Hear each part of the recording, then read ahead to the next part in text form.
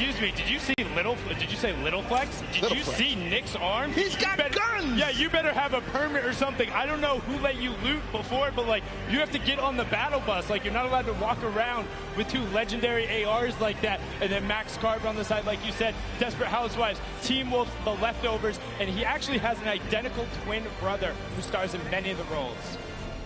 But now on to the next pair, because we're excited to get them out there. It's Graham Rogers and I Ferris. Graham is an actor known for his TV roles on Revolution, Ray Donovan, and Atypical. He's originally from Pennsylvania and moved to LA when he was 18 to pursue acting. Well, looks like it worked pretty well. And then I Ferris was born and raised in Saudi Arabia, came all the way to New York City to compete, has been around the Fortnite scene from the very beginning, and one of their major streamers and content creators. We'll see if that T-pose from the both of them is going to be very, if it's going to hold up.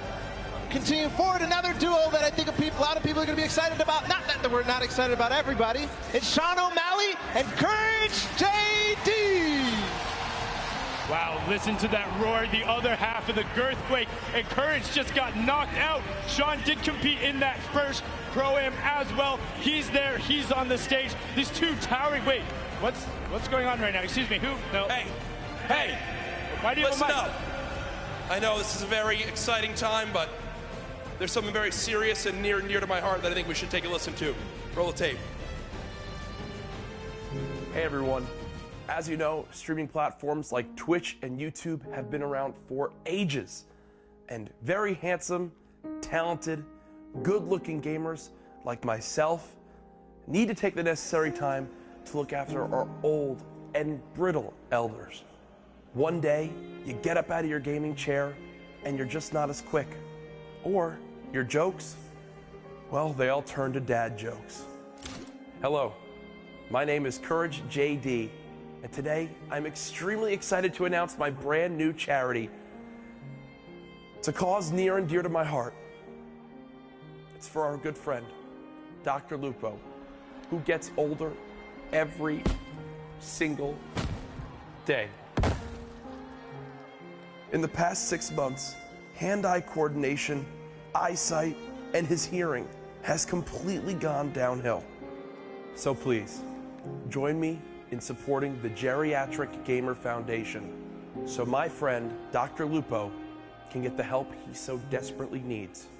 Thank you. All right. Wow. Just, I mean, he doesn't look particularly happy about that, but he looks like he has something to say. He's going to type it on in there and, just going to fire it right back on and punch on that. And he says, what was that? You know, get Courage back a little bit, give the opportunity there. But you know what, Jack, I appreciate the foundation. If you are going to start it, Ben could use all the help he could get. Now we're going to go on to our next duo, and I'm going to need you guys to do something important up in the stands. Rather than clapping or yelling for them, I need you to put your hands up high in the air and wave them back and forth for Jordan Fisher. Make sure you get a nice and loud, give him that applause. Jordan Fisher, the American singer, dancer, actor, quite literally does everything. I'm not even sure he's human. And then Ewok, the 13-year-old Twitch streamer, is completely deaf, uses ASL to communicate both with her partner and then uses the visual indicators. She's best known, well, for chasing down that man right next to her in the Pro-Am and making him pay. Yeah, the most memorable moment from the Pro-Am at the Summer Block Party when she chased down Jordan Fisher and Dr. Lupo, just unbelievable. And we did see a bit beforehand. They might be the actual best Fortnite duo ever.com. So you can check them out there as well and see them on the stage. They're going to be looked to pressing it, but we're on to the next pair because they're excited to be here. It's Jordan Jones and Alexia Ray. Alexia being the social media star who originally became popular on Vine. So Vine, there you go. She's now a member of the popular YouTube channel Glams and has her own popular YouTube channel as well. Jordan Jones, she finished 5th on the dance reality show Abby's Ultimate Dance Competition in 2012. Since then, she's grown her own YouTube follow by making vlogs and music videos.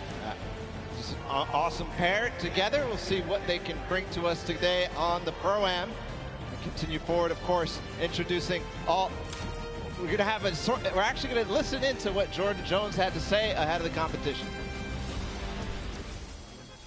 All right, Jordan, do you have any words for your opponents today? Oh yeah, I got my game face on today, and me and Alexia, my partner, we got the girl power. All you boys, just watch out. We're gonna be sniping. We're gonna be getting that victory royale. So peace out, boys. Go to sleep. Hey, get it! Good level of confidence there coming out of Jordan, and Alexia will also be confident having been in this environment before, having been around major Fortnite competitions. She has no issue battling with the best of them. Now on to our next duo. It's RJ Mitty and Moyers87. RJ, best known for his role as portraying Walter Jr. in Breaking Bad. He also has cerebral palsy, as his character does on the show. Had an opportunity to talk with him last night. Just a fantastic human being and really, really involved in gaming. Wants to be out there. Moyers87 is a Spanish YouTuber who has brittle bone disease, but he says, hey, that doesn't stop me from competing with the best of the best on the top level. And this pair is here to show that they will not be held back. They will be taking names and going after everyone. Yeah, and part of the reason I love this duo so much is RJ Mitty does such great things, but also Moyers, I love his reasoning that he likes gaming because it gives him a window into doing impossible things, which is just awesome. So we're going to continue forward. Of course, it's Oak King and Sinu, who traveled all the way out from South Korea. There they are, and they're known for this. Sinu, one of the players who played at the World Cup, or the Open, the Korea Open. Are you watching that? That was the sickest intro I think I've ever seen. One, props to the cameraman too. Props to Sino as well. One of the players who came over and traveled out of the Asia region to compete in NA West and came so close to qualifying a number of times. People were looking like, wait, who are these? Why are they on the scoreboard? Who is this? And he was taking names, and now he's here to compete on the main stage. On to our next duo, we have Dead Drevel and Oscar Lord. Dead Drevel is the Mexican YouTuber who currently lives in Chicago. He creates content across 3 channels and is a gaming and entertainment streamer. His 3 daughters are watching him today from Houston. Shout out to you 3 daughters and everyone out there with family in the crowd. Oscar Lord is an Argentinian YouTuber who plays Fortnite and recently started getting into his own music, trying to sing, and has found a lot of success and help there. And on to our next duo, we have Wermuturo and Jelty. Wermuturo is a YouTube vlogger, gamer, and sketch comedian. He's been nominated for a number of awards for his channel. As this year, one of them was the top 10 Mexican YouTubers. And then Jelty, a Mexican competitive player that came so close to qualifying. That's also his little cheeky face reveal there. Got to talk to him last night. He was just like, hey, I'm happy to be on Zero Ping. Nobody is stopping me now. Yeah, Jelty had an incredible rise throughout the World Cup qualifiers. You touched on it a little bit, but a strong performer all the way through. He plays Fortnite every day, he says, so who knows? Maybe he'll win a lot of money for his charity of choice. I think he has the penchant to do it. He's one of the most aggressive players there. And now on to our next duo. We have Greer Gamer and the Slayer 360. Greer, an actress and former beauty queen, best known as her role on Lisa Miller in the hit TV series Awkward. She held the title of Miss Teen Malibu for 2 consecutive years. That's the back-to-back, and she was Miss Regional California Teen in 2011. She also says she will never not play as Peach in Mario Party or Toad in Mario Kart. The Slayer 360, a YouTube from Mexico, who says that he cannot say the letter R correctly, but I bet he can roll it. Yeah, I bet you he can. I definitely can't, so we have something in opposite, I guess. We're going to continue forward, of course. Zorman and Jared Abramson are joining us on the floor. There they are. Ooh, that's an awesome hair flip right there. Come on, Zorman, do it again. Just about to say, Zorman, all about the hair flip there. A famous Spanish YouTuber and magician. He studied programming and computer science. Jared Abramson is the Canadian actor known for his role in American Animals, Hello Destroyer, and Travelers. But I think the more interesting the fact, he's a trained mixed martial artist and Muay Thai kickboxer. Has a record of 1-1-0 and 2-0-0 in each. But his MMA name, ready, Balla, get this? Wolfblood. What? Really? Wolfblood. That's good. That's crazy. Terrifying. Like, don't want to run into anybody like that. Now, our next duo, Robles and Chigua. Robles, a well-known Argentinian YouTuber who lives in Ovaria, a province of Buenos Aires. Fun fact, he likes arugula and struggles to not eat it with every meal. And his partner there is Chigua, an Argentinian Fortnite player who used to play a lot on console, but now that he's wanted to up his game, he's gone to keyboard and mouse, and he's seen a lot of success in rapid growth. That's awesome. A lot of players are doing the same thing, making the switch to controller to PC, so maybe some people will become fans of him. Next duo is David Williams and Wildcat. David Williams being the professional poker player and popular Magic the Gathering player. He also competed on tons of awesome shows, such as Season 7 of the popular Fox Cookie show, MasterChef. And honestly, if you want to cook for me, let me know, because he's looking to try and open up a restaurant. I'll come through. And then Wildcat has been around the scene forever. He's been playing games forever. You can check him out. We have a soundbite from both of these guys. Let's listen in to what these two competitors had to say. All right, guys, what message do you have for your opponents? Marksman and JT Brown need to stay on the far side of the map, avoid us if they want to have a chance to do well. Coming from the boy. The other teams are in trouble. Most of the celebrity OMs, unfortunately for them, I might have more hours playing Fortnite than most of the pros. I mean, I play all the time, but they're lucky. I get handicapped. I usually play on an iPad. Today I have to play on a controller, Xbox controller, but luckily I brought my Xbox with me. Been in the hotel grinding. He's been exploring New York City. He doesn't need the practice, but I'm ready. All right, good luck, guys. Wow, wise words from them there. And also calling out their buddies a little bit, saying, hey, JT and Marksman, don't come anywhere near us. But our next duo, we have Michael Dreyer and Myth. Myth being one of the original builders in the community, all about it, getting a little bit in there, all about the dance moves.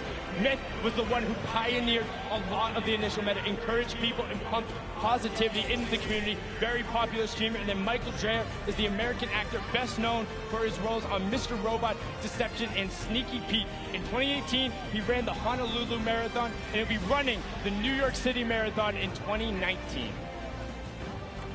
Next up, we have Max Wax Motif, apologize for that, and Musulk, the Australian players. The first one, Wax Motif, the Australian DJ and music producer. It has influences from R&B to disco to UK bass, so all over the place, really, for Wax Motif. Yes, of course. Musulk, the American YouTuber who's actually based in Sydney, in South Wales.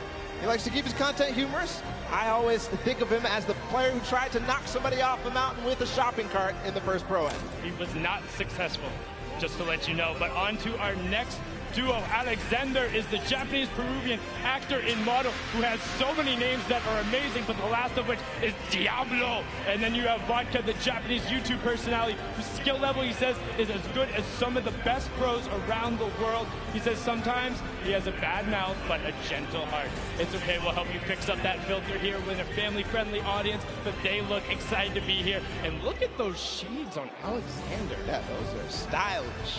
I wonder if he can see inside, though. We're going to continue forward.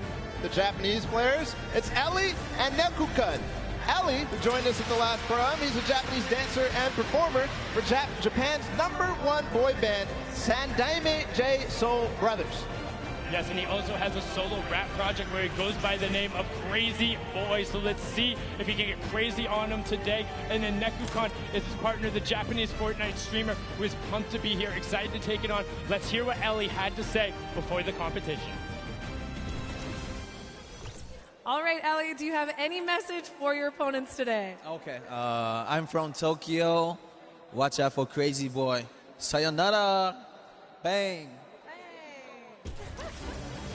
Like we said, got to watch out for the Crazy Boy. He's on a mission, wants to make it happen. Now our next pair is Claire Grant and Jacob. Claire Grant is the American actress, model, and producer who co-founded Team Unicorn, which has made a web series and music video parodies, including Geek and Gamer Girls and All About That Bass. Fun fact, she says her burps have been known to rattle windows. Hey, we got that in common. And then Jacob is a YouTube personality all the way from Poland, here to play some Fortnite, tear up the stage, and he says he wants to win some money for charity, but he's also just looking to have a good time. And that he will have for sure. I'm absolutely amazed by that. We're going to continue forward. It's Business Boy and Frizz. Frizz, another Polish streamer who, you know, he enjoys Fortnite.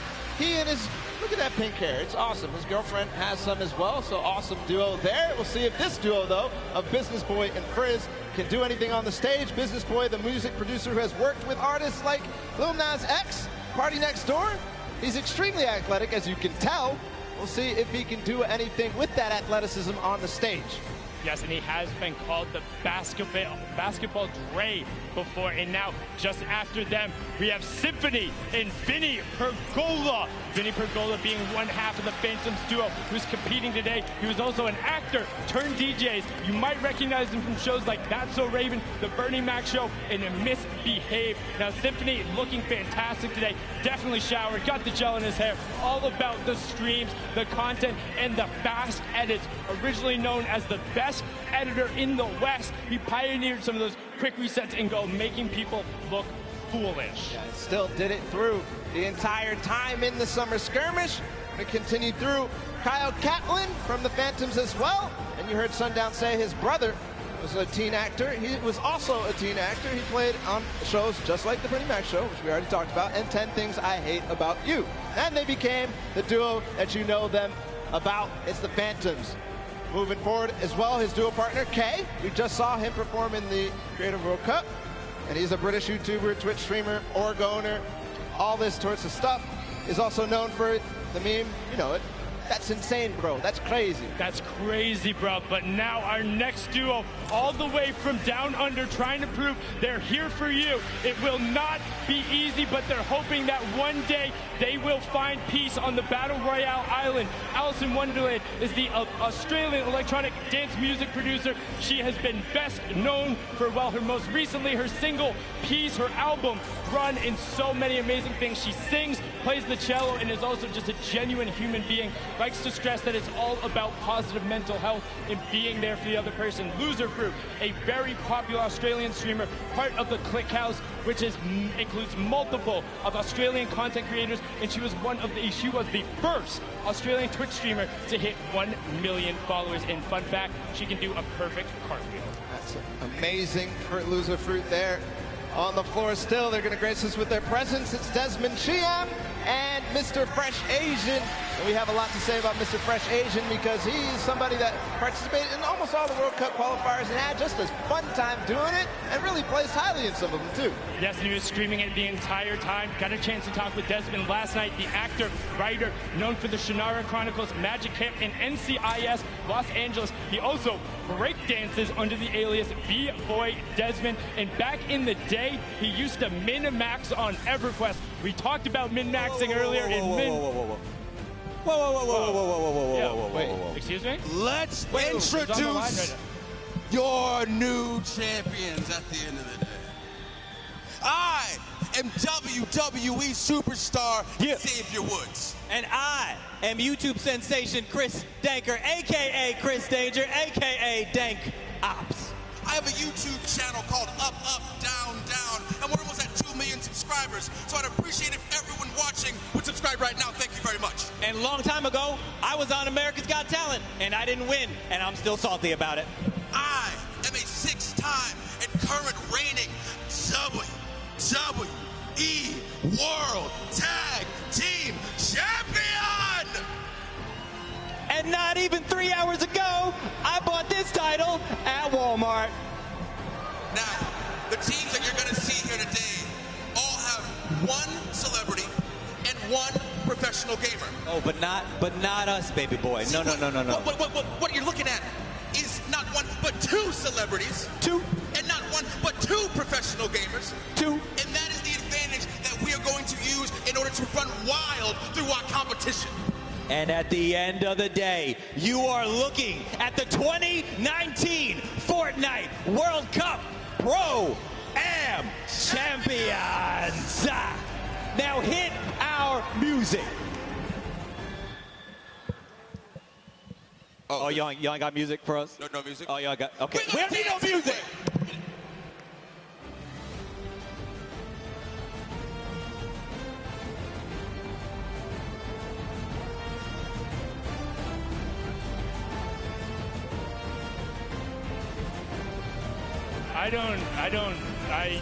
You know what, Xavier? Thank you so much. It seems to now be a tradition. The first Pro-Am, he walked in with CDN III on his shoulders. The second one, he crowned himself king before the competition, and now he just hops on the line, grabs a microphone and declares themselves the champs with belts. And also, the disparity between those belts is moderately hilarious. It is hilarious. And for the next time, can we get them some music, please? Yeah, I was just about to say that definitely we need the music, because if Xavier's going to be up there, like you don't even see anything happening. But he had, that was a lot going on. But enough of the interruption. We need to get into the last fifth of the players. Is Liam McIntyre and Lachlan. Lachlan, of course, being the Australian gamer known for posting Fortnite and Minecraft-related content on his self-titled channel, which has earned more than 12 million subscribers, has been around the scene from the beginning, played in the creative before this. Then Liam McIntyre, the Australian actor, best known for playing the lead in 2 of the Spartacus series. He has also appeared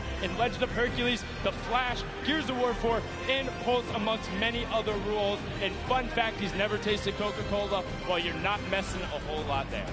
Continue forward. It's Pai Tamben Joga and Detonator out of Brazil. Pai Tamben Joga is the Brazilian YouTuber. He told us he actually only played Battle Royale, and he won his very first match. But then, wait, what is that beard? Is amazing. You're looking at the beard. I'm looking at the Brazilian national team, like almost Fighter Lord Detonator, having none of it. They are. You know what? I just want to hear what Detonator has to say, because that is incredible. Everything about that is amazing, and please tell us more. All right, Detonator, what is some trash talk you have for your opponents? If you are my opponent, you'll be eliminated. Don't cross me. Don't do this, because you'll be eliminated by the power of the heavy metal from Detonator. Looking to eliminate everyone in his path. That was the complete opposite direction I thought we were going with that. So let's get on to the next pair. Another Brazilian representative is Edukov in Flakes Power. Edukov, a 28-year-old Brazilian YouTuber, recently moved to the U.S. to improve his English and currently lives in Florida. On top of his hyper-successful daily vlog showing his day-to-day activity, he streams games like Fortnite and Minecraft. And then Flakes Power, content creator who also came from Brazil, has played in a number of big competitions, has been around, and he knows his way around the competitive community. Moving on forward, it's Cal Moura and Calango. Calango, the Brazilian YouTuber, so we're continuing on the Brazilians. And Fortnite player, obviously, otherwise he wouldn't be here. He's only been a pro Fortnite player for 4 months, but he says he's somebody to look out for. Yes, and then Kyle Murrah is the businessman, podcaster, and musician who's been creating content for almost 10 years, and recently just did his own talk show. Just after them, we have PC Siqueira in 7. PC Siqueira is the Brazilian YouTuber, presenter, and comic book colorist. He makes a lot of content for the TV and online, and he has a famous chihuahua, and his name is Luna. And now after that, you have 7, the Latin American YouTuber who looks pumped to be here. Unfortunately, I don't know if you're going to need that crutch, but his back hurts? Oh, okay, gotcha, it's an old joke. Dr. Lupo, maybe you got that one. That was a little over my head, but you can see 7 looking to rep, excited to be here. I've seen they've been putting time in the practice room, so they're taking this seriously. And gracing us on the floor with their presence, it's Jeremy Ray Taylor and Slavo Man. Jeremy Ray Taylor, the American actor, known for his role as Ben Hanscom in Stephen King's It, and as Sonny in the film Goosebumps 2. I absolutely loved him in It. Plays a fantastic character. Will be back as well. And then you have Slogo Man. They're an English content creator who makes gaming videos and posts real-life videos such as challenges and QAs. As a kid, he hated slugs, so he made his name Slogo Man, all about it. He calls his fans the Slugs, Slogo Army, and Sloganators. And he has a big interest in psychology and played rugby in college. And the guys that Wildcat warned to stay on the edge of the map, it's JT Brown, and I'm Marksman. I'm Marksman, one of the players who has been around the competitive scene, playing a number of skirmishes, but opting to do some stuff at the Pro-Am here. And now this is JT Brown's 3rd Pro-Am. The pro NHL player is looking to make waves. He's become a big Twitch streamer and being involved. He gets a lot of the other NHL guys involved and has done a great thing with his organization as well, bringing athletes into the world of competitive gaming. They are a pair to look out for because Marksman has competed on basically every level of the game, and he knows how to pull out some tricky plays. Speaking of tricky plays, another duo that's experienced both at the Pro-Am and the competitive scene. It's Mackenzie Boyd and Fear Itself. Yes, Mackenzie Boyd is the American singer-songwriter originally from Lafayette, Louisiana. He competed in the last Creative Showdown on the Chicken Champions, had amazing plays, also known for his songs Roses and Little Half Moon, competed on American Idol. Fear Itself, the former retired professional Halo player, somebody I grew up watching and seeing like, wow, competing on that main stage, has played on teams like Final Boss. He named himself after Franklin Delano Roosevelt's speech because he thought it sounded cool. Now on to our next duo, Bala. It's Joey Fatone and Expert Thief. Joey Fatone, a lot of people. He's the American singer, dancer, actor, and television personality, best known as the member of the classic boy band NSYNC. 2007, he came in second place on the ABC reality show Dancing with the Stars. Joey says he loves VR games and plays them with people all over the world at 3 a.m., but let me tell you here, this ain't a VR game, and it ain't 3 a.m. No, but he has great footwork. And Expert Thief, the YouTube gamer and rapper who does gaming commentaries. His adopted name is Kevin, while his birth name is Dante, with the latter being his stage name. He's been creating content for 13 years, doing vlogs, skits, and more. And we had an opportunity to catch up with him and hear what he had to say before they took the stage. All right, Expert Thief, do you have a message for your opponents today? All I'm going to say is watch your back, because I'm going to be right behind you, and I know how you build, and I know how you play. I've been stuck, okay? And I'm really sneaky. That's all I'm going to say. All right? This is especially to you, Tifu.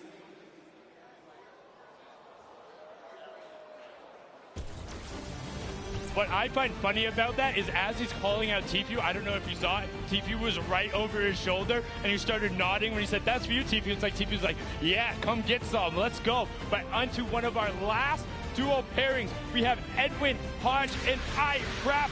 Fraps is the German YouTuber. He's been around the scene for a long time, makes a ton of content. And Edward Hodge, the actor, best known as playing Dante Bishop in the Purge film series.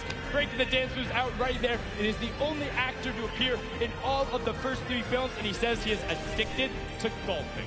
So we'll see what they have to do, whether those golf skills translate, whether Fraps can carry through with his experience on YouTube and creating content and all sorts of creative stuff as well. And I mean, he has been around since quite literally the very beginning. We're talking season 1, season 2, making content over in Germany. He has been all about it and pressing forward. And I mean, this group, this entire pairings, all of them are so fun to be around in their own way. And when they all will interact on the island, it's going to be ridiculous. I mean, we've seen some of the starting island shenanigans that happened before, and I'm just pumped for when we get out there and to see how some of these players interact, because you can already tell there's some bad blood out there. There's some people calling each other out. You got Marksman and Wildcat right away. Edwin Hodge calling out Tfue. Like, they're saying, no, we're coming for it. I've also seen a number of these pairs. Hey, One Shot Girl and Chandler, they were in the practice room every single opportunity they got. They were down there, they were playing duos, they're doing everything they can. Call-outs were there. I mean, you know Nick is going to bring his all as well. Nick A30, who played and competed with One Shot Girl in the Creative Showdown. I mean, he's pumped to be here. Yeah, he's pumped to be there. We also have all sorts of players who competed last month at the Summer Block Party. Aiden, his partner, a lot of other people as well. Tons of pro players, tons of celebrities. You're going to have a blast watching this, and I can't wait to get in the action as well. And I mean, one thing, you think of just like some of the DJs who are out there. Lost Kings, Phantoms, Alice in Wonderland, Wax Motif, just like all of these guys. I know, just naming some of them who I'm a little more familiar with and listen to, but I just am so excited. Then plus all the actors, you got basketball players, and I don't want to say more importantly, but all of the Fortnite players as well, who are so incredible. And oh my, what is that? Oh, okay, so that is your reigning Pro-Am champions. Pro-Am #1, Marshmello and Ninja, and then Airwalks and RO Grime on the other side, the winners from the Summer Block Party. And I mean, they're allowed in the winner's circle. They are allowed in the winner's circle. Zeke there too. See what they have for us, of course. Everybody ready to get the Pro-Am started. They're ready to get it started, but not without these two marquee pairs. And just listen to the crowd. They're excited to be there. They're ready to play. These are people who are at the top of their game. Airwalks qualified for the World Cup. RL Crime is out there. Ninja and Marshmallow, the original pop-off pair when they're able to take the first Pro-Am. Zeke, what do you got for us over on the stage with our reigning champions? Gentlemen, Fortnite fans around the world, we couldn't do this without our reigning Pro-Am champions. The Summer Block Party Pro-Am champions, Airwax and Grimes. Gentlemen, any words to your competition? Good luck. Good luck. Your 2018 Pro-Am champions, Ninja and Marshmallow. The duo is back together. Ninja, I'll come to you, because Mel, I know you don't like to talk, but any words for your competitors? You know, we just want to say good luck to you guys as well, to everyone who's participating, and you know, I hope we end up meeting in the finals, you know, in the last games. There you have it. Gentlemen, if you'll take the stage, the Pro-Am is about to begin.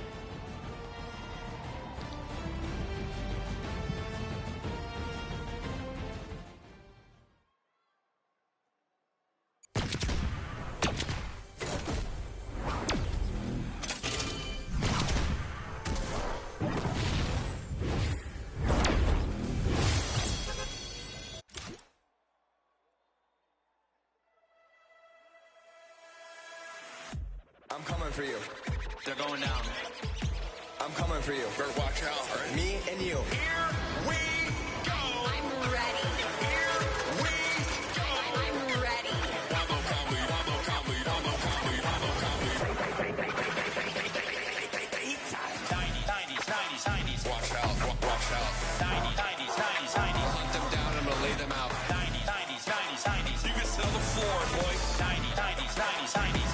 Is intimidating. 90s, 90s, 90s. My plan is to lose. 90s, 90s, 90s. They're going down. We're winning this today. 90s, 90s, 90s. That was intense.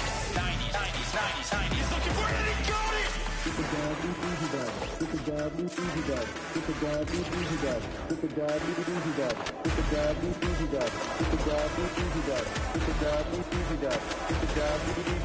Get the dab, easy dab. Get the dab, easy dab. Get the dab, easy dab. Get the dab, easy dab. Get the dab, easy dab. Get the dab, easy dab. Easy dab. Get the dab, easy dab. Easy dab. Oh my God! Middle of the D. He does it! He got it! Here it is! He's going to the PS! Oh! Airwalks! That's it! He's going to land in front of him and typical gamer! That just happened! Pushing forward, forcing the activity. Oh! Damage over on the shield. Bucky's down to nothing! And Aiden! Victory Royale!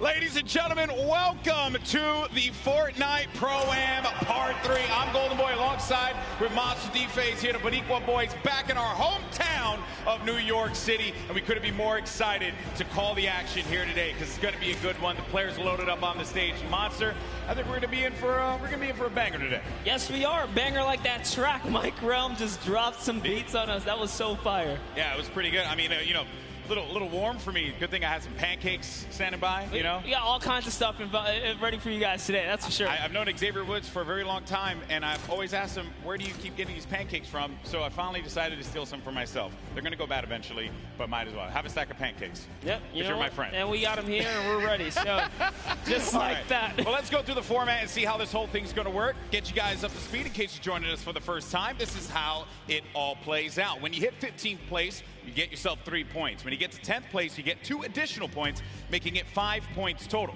When you get to the top 5, you'll get 7 points there, and a Victory Royale will grant you 10 points total. But here's the big one. Each elimination will be 1 point. So players can look to really rack up some points in these games, kind of like what Airwax did in the last Pro-Am at the Summer Block Party. That's right. We watched Airwax come out here, which I had the pleasure of being on the mic for, and it was super intense, showing that he is here for a reason at the World Cup stage. It's not only that, he qualified. That's right. He qualified. His talent is something that we all have to take note of. He certainly is going to be one of those players that we look at on that stage and you think is going to be a threat to each and every one of the duos that are going to be in that island. But you got some formidable threats out there as well. You know the crowd, they cheer for Tfue, they cheer for Aiden, Cloakzy as well. There's some great players that are going to be out there. And to top it off, they got some great duos to support them as well. And that's going to be the difference maker here, Monster. That's because right. every time we do one of these Pro-Ams, it's always about that duo partner, right? Yeah. Like, how do they complement their teammate? Exactly, and with that, is it going to be enough? Because they're fighting for a lot of prize here. So we're going to jump into that and see if that duo can carry you all the way through. That's right. The money that they're going to be playing for here today is for charity. Keep that in mind. So let's take a look here. First place is going to get $1 million toward the charity of their choice. Second through 50th, everyone's going to get money, okay? And no one's going to walk away empty-handed here. 500 grand for second place. So the difference between first and second is $500,000 going to charity. That's huge stuff. Fortnite constantly giving back to the community. And here's the deal. The reality of it all is that we could very well see, given how this format works, a new champion. There could be a new duo that is going to be walking on that winner circle. It may not be Marshmello, it may not be Ninja. 2018, Fortnite was played in a very different way. That's right. And then Airwax with that dominating performance last time. One has to wonder, Monster, could he repeat that again? Look at the people out there in the crowd chilling out, having a good time. They don't want to be seen on camera. I respect that. Wave. I feel bad. See us on you. I feel bad because I know a lot of people don't want to see me on camera. Because this shirt's probably, killing your eyes right now. No, worry. Both of our clothes are just screaming out. I look good. My mama told me I look good. She's in the house, so I figured I'd do that there. Have fun with it, right? Why not? We're going to get started with the game here in a little bit, folks, and we're obviously looking forward to seeing these players take the stage. But before we do that, we actually have Aiden standing by with his duo. Pookie, what you got for me? Thank you so much, GB. I can assure you, you guys both look great. I can see you from all the way over here, but I am joined by Aiden and Robert Avesy from Lost Kings. They came in second place at the Summer Pro-Am, so you can bet they are here to take first place today. Have you two practiced at all? Yeah, we talk a lot, so we have a good idea what we're going to do. And especially playing in the last one, we're familiar with each other, which I think helps a lot. Yeah, definitely. Having that team synergy definitely helps. Now, Aiden, you are no stranger to playing in LAN environments, but this one's a little bit different. Who do you have with you here today? I have my mom and my dad, my girlfriend, and my 5 mods. I hear him screaming back there. I love you guys. That's incredible. You have such an amazing support system now. You guys are playing for charity. This is a massive event. Do you want to talk a little bit about that? Yeah, it's an honor to be here, and the fact that Epic Games provides everybody with the opportunity to play and, for charity and just make money for themselves, it's crazy. So, yeah, I'm honored to be, playing for Wounded Warriors, and I'm just going to enjoy this moment. It's great. Perfect. Thank you so much. And just one more for you. Now, you are a DJ duo. Is your counterpart at home watching right now, or is he here? He's playing. So my duo partner is playing with his duo partner for the World Cup tomorrow, so we're about to take over. Interesting how that worked out, isn't it? Yeah, it may have been set up. May have been, definitely. Well, good luck today, guys. I will definitely be rooting for you. GB and Monster, back to you at the desk. Always a pleasure to hear from him. I remember meeting Robert Avesy last Pro-Am, and he was so into it. He said, I just want to go home now and just practice. And we talk about picks to win. And second place last Summer Block Party at that Pro-Am, as we had mentioned, was Aiden and Robert Avesy. You know what? I'm going to make a bold proclamation here, Monster. I think they're going to take it. I think Aiden and Robert Avesy are going to take this year's Pro-Am. Well, I'm going to have to, stagger that and bring back, I don't know, maybe an old rivalry, because this time, we have Nick Merckx here. How about I put my money on Nick Merckx, and you put your money on Aiden if you want to do that? Okay, interesting stuff, interesting stuff. Well, one player here that everyone obviously wants to see succeed is Tfue. We actually had an opportunity to get some words from him. Let's check it out.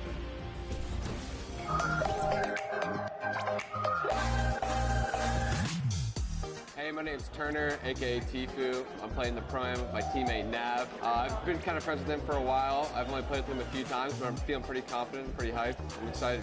This is trying to sneak him in. Can you get him to drop it? Oh my, what is that angle? Basically, we're just going to try to take down everyone we can.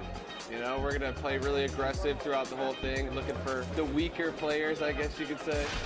The biggest threat is probably, once again, Cloakzy. I said this last Pro-Am. He's really the only big threat that I see here. Airwalks, that guy's a bot. Ninja, he's a bot. Cloakzy's aight, but me and Nav are going to stomp them all. So.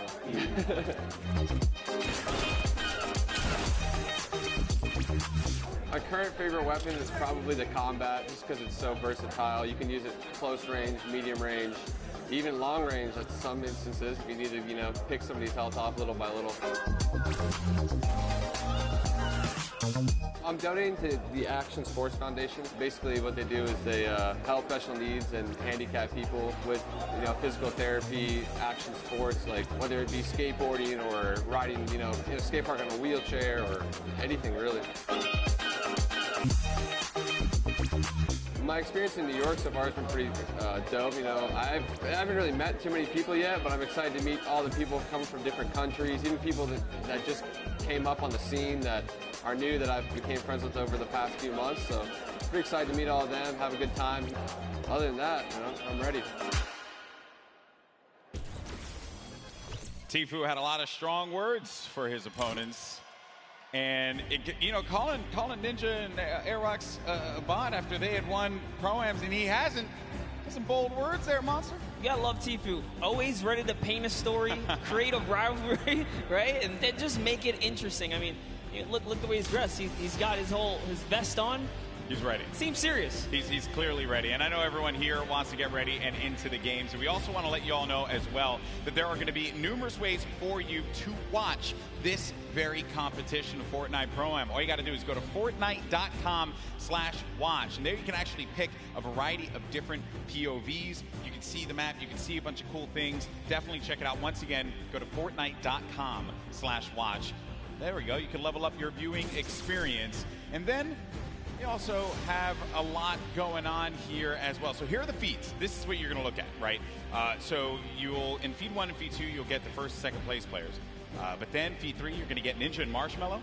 And then on feed 4, you're going to get Airwalks and RL Grime. So this way, you can see our defending champions in their perspective and how they're going to coordinate. You also got Nick 30, Max Carver. Let's not forget about Courage and Sean O'Malley, Doigby, and Cody Walker. And then for the Latin American community, you're going to have Flakes Power and Anderson Silva. So lots of great perspectives there. Also Asia as well. It's going to be Ellie and his duo. So there's going to be a bunch of perspectives for you to check out. Fortnite.com/watch. Don't forget about that.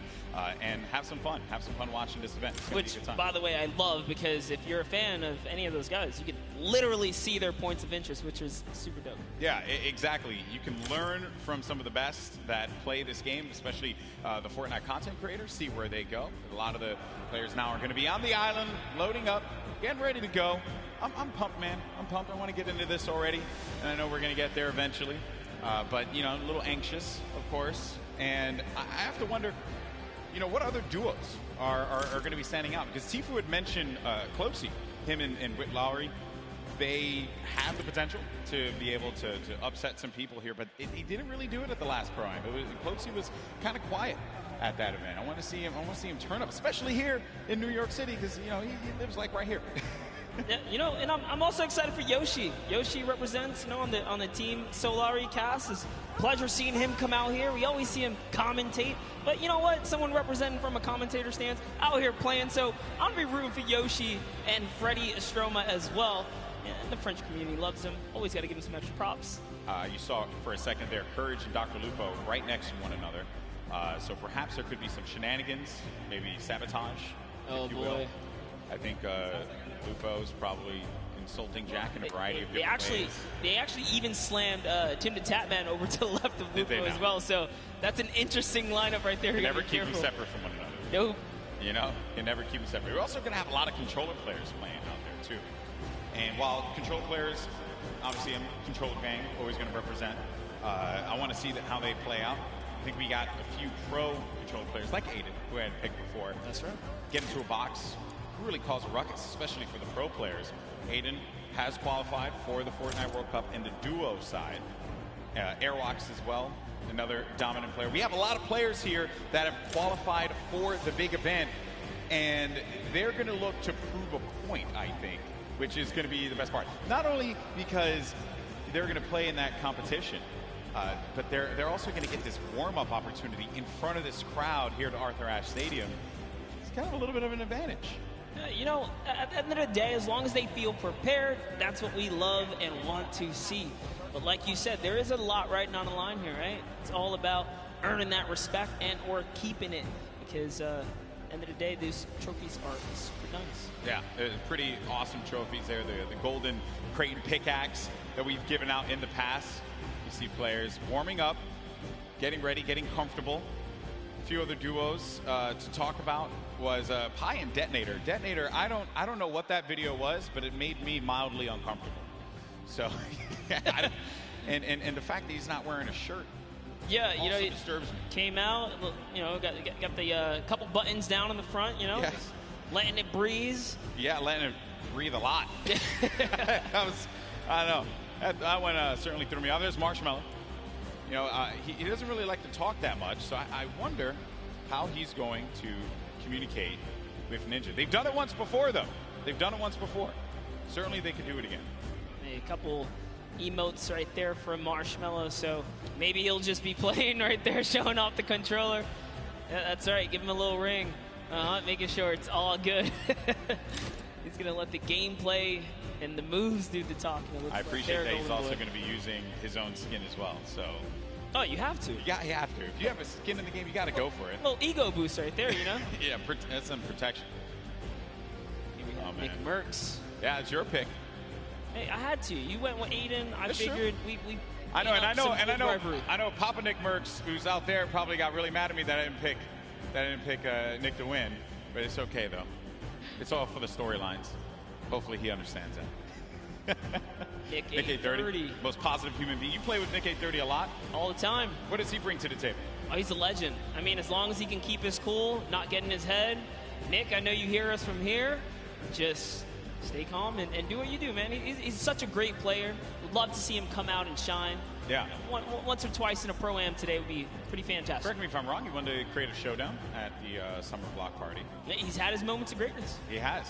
So clearly capable of being able to do this, being able to win on the big stage in front of a crowd. There's Detonator again. Just, you know, he looks so ready.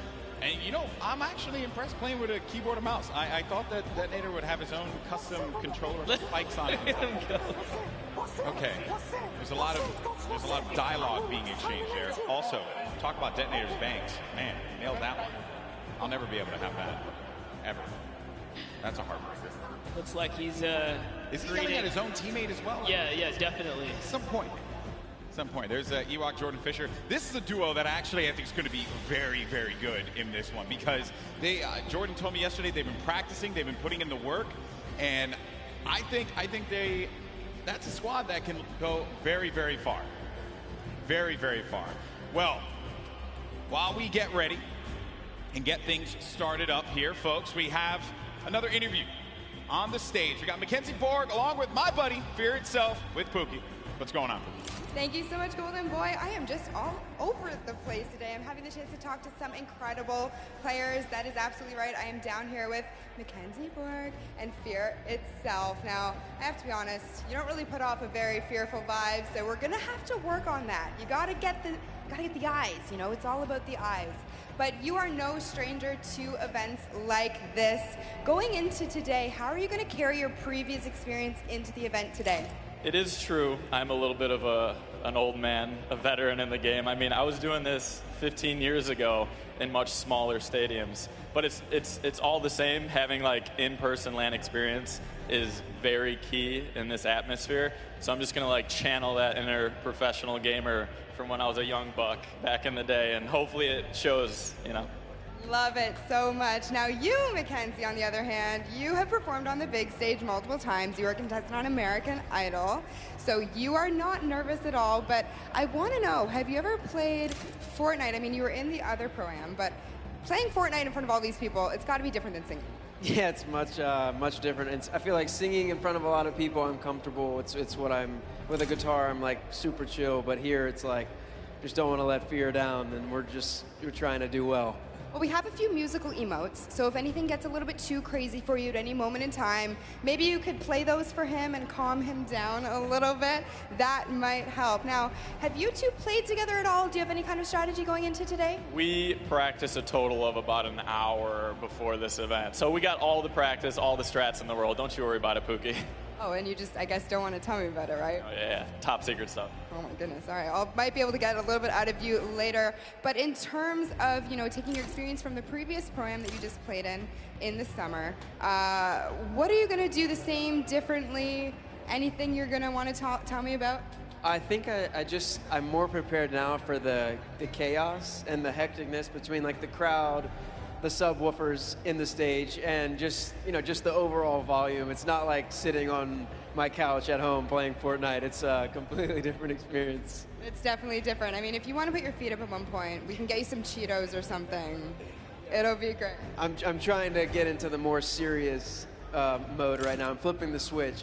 Fear's got the switch too. We're switching it. My goodness. Well, you guys heard it here first. These guys are locked in, so I'm going to let them get a little bit more practice. Golden Boy and Monster, back to you guys at the desk. Thank you so much, Pookie, for that one. Fear itself, I've had opportunity of commentating many of his victories in the past across a variety of games. He's humble. He goes up there and he's humble, but this guy, when he needs to pull off the big wins, he certainly can do it. And then I think it's also interesting to note there what Mackenzie said. This is a very different vibe. When you're playing out there, the bass, the feeling, it is substantially different than chilling at home. But honestly, he has the experience. He's been here before. Maybe after a couple times in the ring, you can pull it all together. That's what I'm hoping for someone like Nick A30 as well, right? You've been in this situation before with enough experience. I really think they can overcome anything. Yeah, very true. Look at that. Positive guy, positive monster. You love to see it. I'm rooting for the underdogs. Yeah, that's right. This guy. Oh, and then obviously I heard you in the Creator Showdown just blindly picking whoever was winning at that time. We're not going to talk about We're not going to go back to that. We're not going to go back to the past. We're living in the present now, buddy. I respect that. Well, folks, I know you guys want to get into the game. I do as well, and I was told by our team in the back that the game is getting ready to go in just a little bit. We're going to jump right into the island. It's going to be awesome, and I just want to get out there and see some Battle Royale. That's really all I care about, because these players, they're about to throw down. It's going to be awesome. You see Xavier Woods there. He does not have any pancakes, but what he does have is that SmackDown Tag Team Championship right by his side. He's got to let everyone know that he's a champion, raising it on high, and I picked it up. It is actually a very, very heavy belt. It is a heavy belt. I had the opportunity right here. I totally should have lifted it. You totally should have. And then Dank also has his fake Cruiserweight title belt, so low on that one. All right, folks, here we go. It's time to jump into the game, the moment you've been waiting for. The countdown is about to begin. Here we go. It is now time for the third Fortnite Pro-Am. The players are loaded into the island. The battle bus is ready to go. It starts right now. Here we go. I love that. Looks awesome. Battle bus. It looks so great right there. Just take a look. Take a look at all of your competitors today, guys. It's going to be crazy. We're going to crown one of these guys either a new or returning champ of the day here at the Pro-Am. Hey, it could be one half of the Girthquake. Courage JD, he'll never let me live that one down. So I hope it's not him. Kid. You have to be careful. They're on the same side of the stage now. It might just flop. Sure. And as my buddy Shy Wager says, could be a yum, right? Totally Shy's could gonna be hate a me. yum. Shy's gonna hate me for using that. All right, here we go. So, and then the other half of the Girthquake. There's Tim the Tap Man. So you're going to land over by Paradise Palms. Paradise Palms, a great spot to land, Monster. Tons of loot, tons of resources, great rotational opportunities from there as well. Talk about that. It clearly looks like Tim the Tap Man and Dante have a plan here. You don't just choose the backside of the map for no reason. This house specifically, known as the John Wick Mansion, down in the basement. There's a little secret stash, if you will. Now hopping over to the Westworld is what we like to call it over here on the other side of the map. Oh. Bit of a skirmisher. Yeah, you got Oscar Lords looking right over at Sean. Sean choosing to disengage from the fight. Will have that green tack SMG and has full shields as well, but oh no. Dead Revel's going to be in a bad spot. Very weak in there by Sean. Sean's going to take some damage as well. This is going to be a first engagement. Sean is going to go in for the fight. And then we switch on over to Dead Revel, who's looking around. And Sean's going to be out of the game. One of the first eliminations. I think that might be the first elim that goes through. The first was Sinnoh, who actually got Fear itself. I wanted to touch on it, unfortunately, but that was the first elimination. Fear itself went out? Yes. Oh, right man, we away. really shouldn't have interviewed him. I feel I'm sorry, Justin. Hey, but it's not over, right? You can always get the reboot card. He can come back here. But for now, Lost King Nyx is in a pickle. This is rough. Rough for Nick to be in here. Now we're going to make our way to Ninja and Marshmello, who this is another great spot to chill by. You get a ton of loot at the Lazy Lagoon. And on top of which, you know, I think there's I believe there's going to be some ballers close by. If you want to go for that, you also have the cannons you can use, I believe, to get out of there too. Yep, there's a lot of options for mobility here for sure. But, you know, what I like that's going on here, at least with Ninja and Marshmello, Ninja straight up adopting, you know, his scrim and or competitive strategy, right? Lazy Lagoon, that is his most known spot for landing. So for him to land here, they mean serious business. Yeah, and he lands here relatively uncontested. There's going to be a duo over to the north, I want to say northwest, and also someone all the way up at the tippy north there. As we make our way now down forward toward Lucky Landing, we're going to have Sinnoh here along with O'King. We're gonna be seeing a lot of Sinnoh and O'King. Let me tell you guys right now, do not sleep on this duo right here. They are so good. Had the pleasure of casting and seeing them at the South Korean event that we flew out to and covered over there. They are dangerous. Well, you're hyping them up here, but unfortunately they're going to be taking some damage from the Stinks, having to push out of that fight. So when you throw down that Stink grenade, it goes right through the damage. It does not hit the shields. It hits the green health bar. Not what you want to see happen here. Player, though, is going to be tucked away in the corner. And King and Sinnoh, they're two top players. They know how to work together here. Try and pin their opponents into a bad spot. Here a few shots as well. More eliminations starting to go through. Nick 30 gets one onto Claire Grant. Aiden as well picks one up. Mackenzie's out of it. And then King and Sinnoh, they're just going to get, King's just going to get out of there. Yeah, just wanted that pressure, but you know what? Figured a team that's working together is definitely a dangerous one. And we touched base with Yoshi a little bit earlier today. Looks like his partner Freddy is down here. He's off. He's on a quad. Can he get away? No, he has. Get away! Oh no! Okay. Right here. Marksman. Oh, and he just tagged up. He tagged up the quad a few times. Did manage to hit him. If he would have picked up that infantry, could have had that pinpoint accuracy with that weapon. Probably could have provided a little bit more for him there, but it's also going to be a player up above. There goes the infantry rifles I mentioned before. It's such a precise weapon to take advantage of. JT Brown, they're looking around. Gonna have Jeremy Ray Taylor up above in that box there, Monster, and they're gonna be split up a little bit because they want to clean up this player around, see if they can get any of the resources. And they did convert it right there, and a little nifty trick Marksman used there, pulling out his pickaxe to reset his reticule so that his crosshair kind of tightens up just to make sure he can be as accurate as possible. So many nifty tricks, and this is why this is the pro AM, right? You have the pros, and then you have your celebrity counterparts helping them out, and Marksman is showing that he knows what he's doing. Yeah. Like he's confidently ready to push as well. He might. Exactly, and then we saw Ninja and Marshmello there on the corner of your screen for a moment, continuing to loot up. Players pushing around the side here. This is going to be coming from the west. GT Brown, they're going to get vision. He has that snipe out. Maybe he can get a connection, perhaps, but it's going to be Marksman looking for the opportunity to take advantage of that heavy AR. Yes, I love this. JT Brown ready to back him up. He's got extra shields and everything. He's got that legendary sniper. He knows exactly where this player is at. Just looking for a small peek right here. He might take his face off. We will see. He's playing with a lot of confidence, too. You can tell in the movements. JT Brown has played in multiple, I think he's played in every single Pro-Am that we've had. So no stranger here to this big stage. And then they're not really going to go for that fight. There wasn't really much of a reason for them to try and push in for that fight, Monster. That player did have that natural high ground. If JT Brown would have gotten the connection with the snipe, that would have been great. But you got to think about this. The storm, as it pushes on in, now these players, you're going to take a little bit of damage here.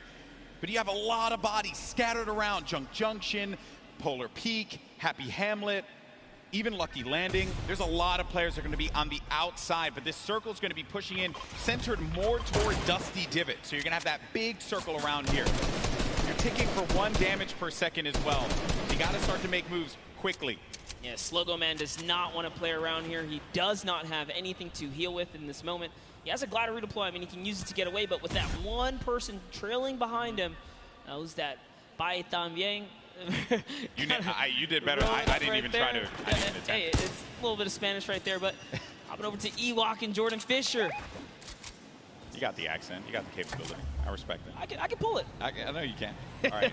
So Ewok and Jordan Fisher. This duo at the Summer Block Party. Ewok hunted Jordan Fisher down. Enemies have become friends here. And with the Baller and the Shadow Bombs, they're going to rotate on out, get to the safe zone. A few players are going to be around here as well. And Ewok just tagged him. Take full advantage of the ping system, right? When you're able to do that, that helps so much. Sometimes you don't even need to use your words. You can just use the ping system to relay where the threats are going to be. Exactly, and that's what Ewok used as their primary form of communication here. She's going to lay down some fire. Didn't quite connect, but it's all good. Can she get a couple more shots? If they catch an advantage, we saw what she did last time to Jordan Fisher in the previous 2019 Pro-Am, right? The last one that just passed by where she made her debut. She pushed all the way across the field. She showed. Ewok gets very aggressive. She will get down. Living up to that Ewok name. You know, Ewoks will just go and bite your ankles. So that's what Ewok did in that last Pro-Am. But now we're going over to Neo Tilted. One shot girl Chandler Riggs.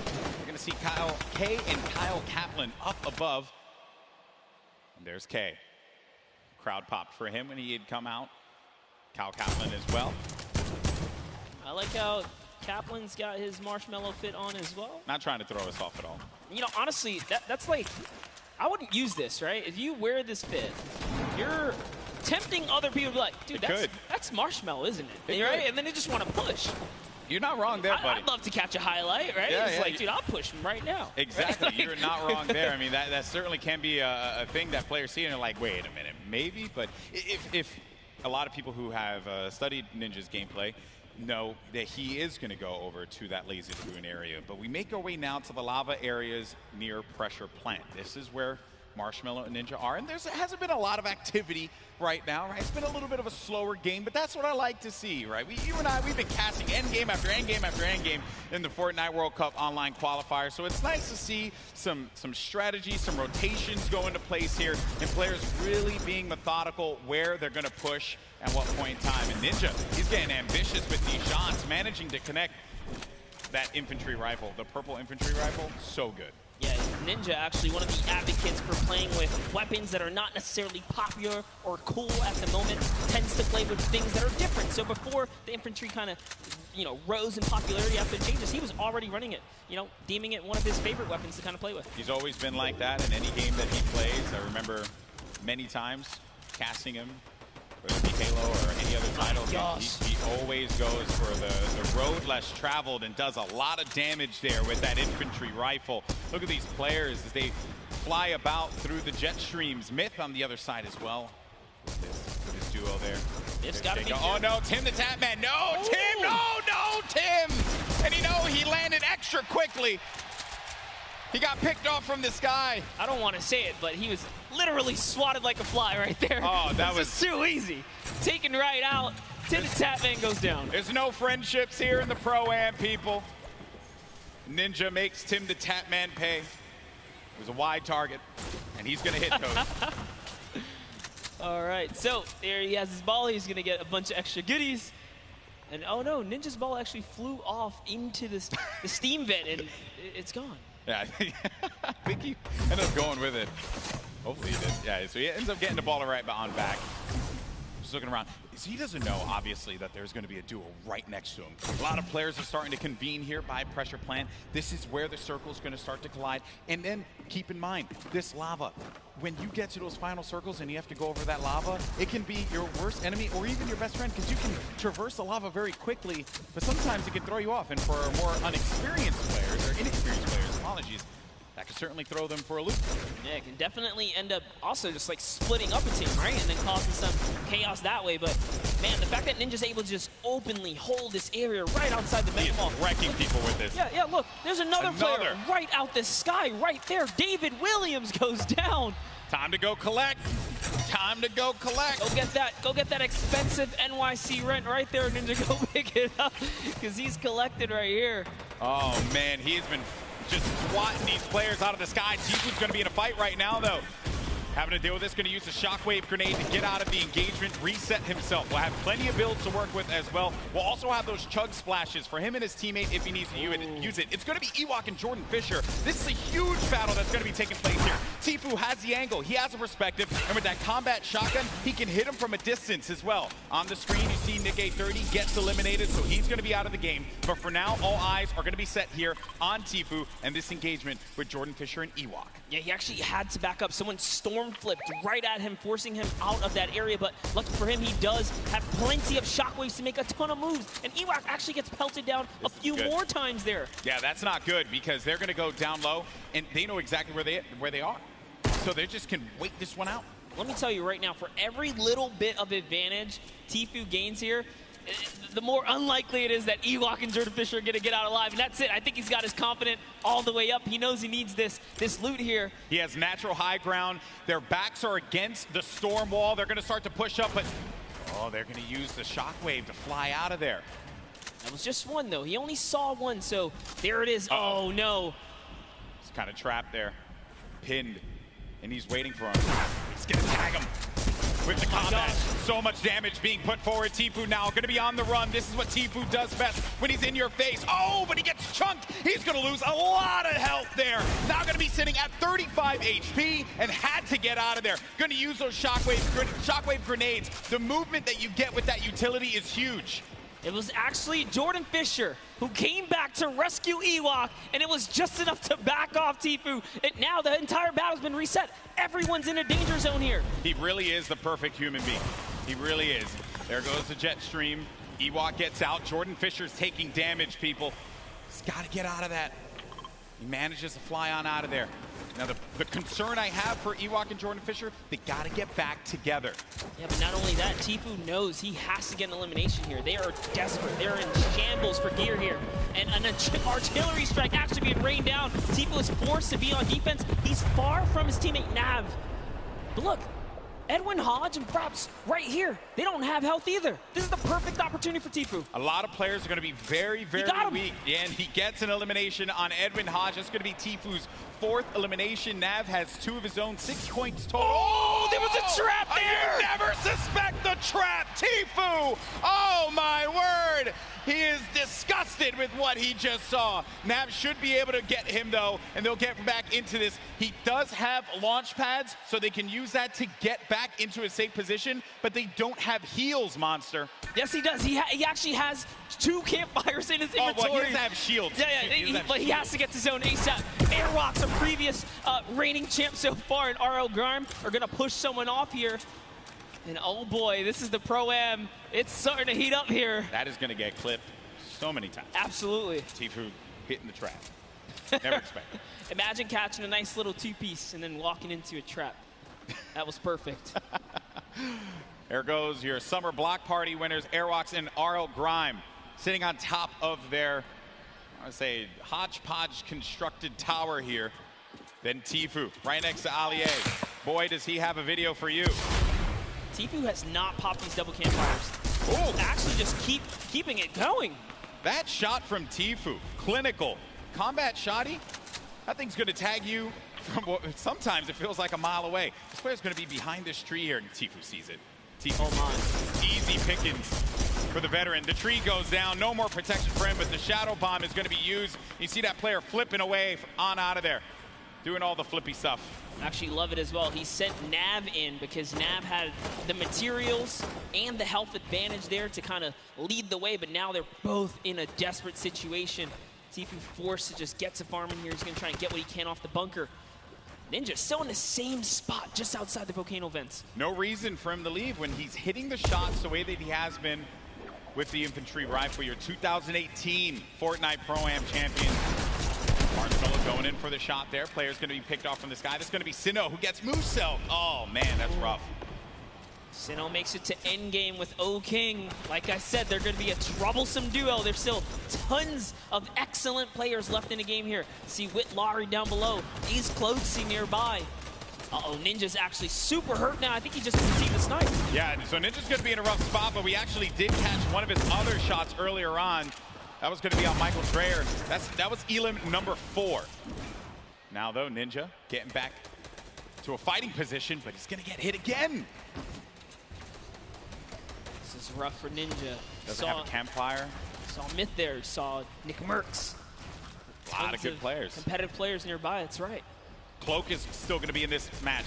Marksman still in the game as well. Airwalks, as we had mentioned earlier, Wildcat there.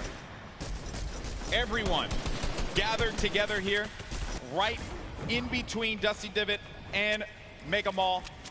Nick Merckx only with 1 elimination. When you get down to 15th place, that's when the placement points start to go through. There you see it right there, the format, how it works. Every elimination that these duos get is going to earn them 1 point, but when we hit 15th place, that's when you're going to start getting those placement points. And look right there, Myth just ended Ninja up above in a battle, and Marshmello's off to fend for himself as he impulsed out of the battle. And it looks like has to make a big decision here. Yep, he says, you know what, I'm going to get to zone, and it's time to leave Ninja's card behind. There's nothing he can do but play for placement at this point, so he goes straight for the high ground. Marshmello does manage to get up top there, and some great quick building is going to keep him safe for the time being. He can't get his card, and bear in mind, I mean, look at the circle. We're hitting into that half in, half out circle. Movement's going to start to happen here. Players are going to have to start thinking about those pushes, the rotations, and also who is going to be gatekeeping, preventing these solo players, perhaps, from getting in. Here's Sinnoh, 6 eliminations. That is a ton of elimination.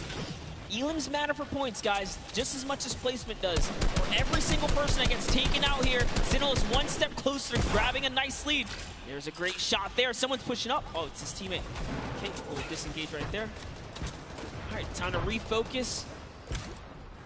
Oh, he's looking in the distance here. He sees Cody Walker, Yoshi, a Dukov right there. Yoshi pops something. Looks like he had an impulse. He gets to the zone there. Cody Walker also goes down to Sinnoh. Edukov gets knocked as well. Who's that? It's going to be another. Sinnoh's placement is so good here. Mr. Fresh Asian. That's 8 eliminations for Sinnoh. They're going to be at 21, and I think I think I just saw it there that Marshmello eliminated Dr. Lupo. Wow. We have a replay of it. There you go, Lupo. Don't say I didn't love you. Oh, he clotheslined him, baby. Hit him with a running lariat. Dr. Lupo, you ain't nothing to Marshmello. Love it. Way to go, Marshmello. Keeping the dream alive for him and his duo. So good, even Lupo's with gonna give no you so health. much crap for that, by the way. Even I'm okay with no it, health, he's still in it, though. One shot girl poised right above him. Sinnoh could very well take this. He's got this ultimate high ground here with O-King. They're playing this one like it's a qualifier lobby, man. They got that high ground. They're raining down the shots. 9 eliminations for Sinnoh. O-King providing the support, and they're just going to continue to tarp with the floor, with the pyramid, so that they can own this high ground presence. Any players that are going to be flying in the sky, they're going to punish them with their ARs and the combat shotties if need be. So you're going to need an aerial license or something like that. They're not going to let anyone fly for free here. No, they're not. Flake's power gets taken out to the zone, but just enough damage from O-King is going to allow him to secure that one here as everyone is off against the storm, trying their best to get to the next spot here. Take a look at O-King's perspective. He's got a minigun way up top. Oh, man, the minigun shredding them. You got to be careful, though, for that storm. Look how much damage is going to be taking O-King. Someone's actually above him, I believe. Look, he tried to break that right there. Yeah, it's Myth. It's Myth and Cloak are going to be engaging in this fight. Sinnoh plays that defense, protecting his teammate. Cloak is going to have a smidgen of health remaining. He's going to go right on top of Sinnoh and O-King. Chigwa just picked off one, and that's going to be Elam, number 10. On to Cloak, 11 as well will be registered. That's 11 points. We're also going to be in placement here, Monster. Wait a second, are we still on the first game? Hold up, it's going down here. Courage is still going to be in this one, as well as Myth. Look at the play field, and look who is left. Wildcat alongside with JT Brown. You're going to have Jelty there as well. iFaris, Myth, he's taking a lot of damage outside of the storm, and Myth is going to be out of it. But Courage is still in the game, folks. A possibility for him to get this first game win, but I don't know if Sinnoh and O'King are going to let him have it. No, they're not. Not for free, at least here, as Sinnoh's landing more shots on his opponents here. He is running low on materials this time around, though. 500 mats. In comes the... We jumped down to commit to this battle here. There's only 4 players left. We're now down to the final moments of game number 1. O'King is going to be out. It is all up to Sinnoh here. Wildcat down low. He takes the shot, and it's Sinnoh with a victory royale. Game 1 domination from the high ground, and they never let him come up ground. That was insane. They denied them any kind of territory whatsoever. This is why I love Fortnite right there. When you know your players, you can just smell them from a mile away. They're gonna do great things. We saw them way on the southeastern part of the map, the place that we like to call the West, right? They were there, they landed there, he took out Fear itself, and in a crazy turn of events, they slapped the entire lobby all the way through to the end. Here's the final moments. You know, I've had the pleasure of commentating a lot of esports in my career, and I always say, watch out for the South Korean players because they're so good. And Sinnoh showing us why here in New York City, the first win. What a game that was. It was a little slow. I have to say. Then it ramped up like a good book. That's the best part about getting full game lobbies. This is what we tune in for, right? You get the entire story. You get to paint the entire picture. And just like that, like the fact that we know where he started. He took out Fear itself. Like, we were just talking to Fear itself. We know he's a respected competitive player. He has that land cool, right?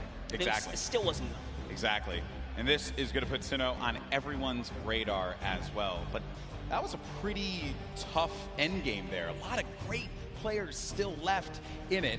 It just wasn't enough. When you have that high ground, that's it. And I made the joke, they were playing it like it was a World Cup qualifier.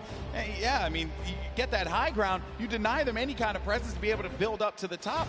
It was very close. That Myth and Cloak could have pushed Sinnoh off. And had they done that, I think we'd be looking at a different winner in game 1. But credit to Sinnoh for keeping his cool, as well as O'King for supporting him in that one. Yeah, Cloaksy might have had the high ground, but if I'm not mistaken, Myth just hit him with a really good shot. Put his back against the wall. He had no help. Sinnoh comes out with that side peek, and it was all his, and easy raining from there. Yeah, some good moments in that game for sure, and we thank you all so much for joining us here. That was just game 1 of the Fortnite Pro-Am here at the Fortnite World Cup Finals, our 3rd Pro-Am ever. We've had some great games throughout the day. The Creator Showdown was a blast to watch. Some really, different experiences for a lot of our viewers. I mean, hey, we watched $1 million jump, literally. $1 million jump. That was insane. I know. I realized I made some poor decisions career-wise when I was not in there for the $1 million jump. That was awesome. And then we just saw one of South Korea's best players in Fortnite, Sinnoh, just take game 1 in dominating fashion. And now I have been informed that we do have our winners down on the floor with Pookie for an interview. Pookie, over to you.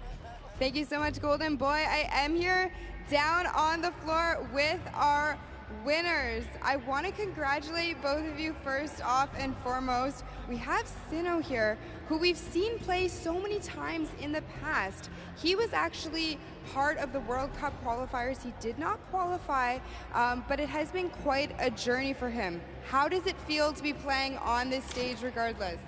우선 여기 한번 첫 라운드를 우승하시게 된 거에 대해서 많이 축하드리고요. 신우 선수 같은 경우는 퀄리파이어에 아쉽게 진출하시지 못하셨는데 여기까지 오시게 되셔서 이 무대에 서게 된 그런 소감이 어떻게 되시나요? 일단은 소감 일단 제가 여기 있는 거가 믿기지가 않고요. 게다가 첫 라운드까지 우승을 하니까 지금 진짜 기분이 정말 좋네요.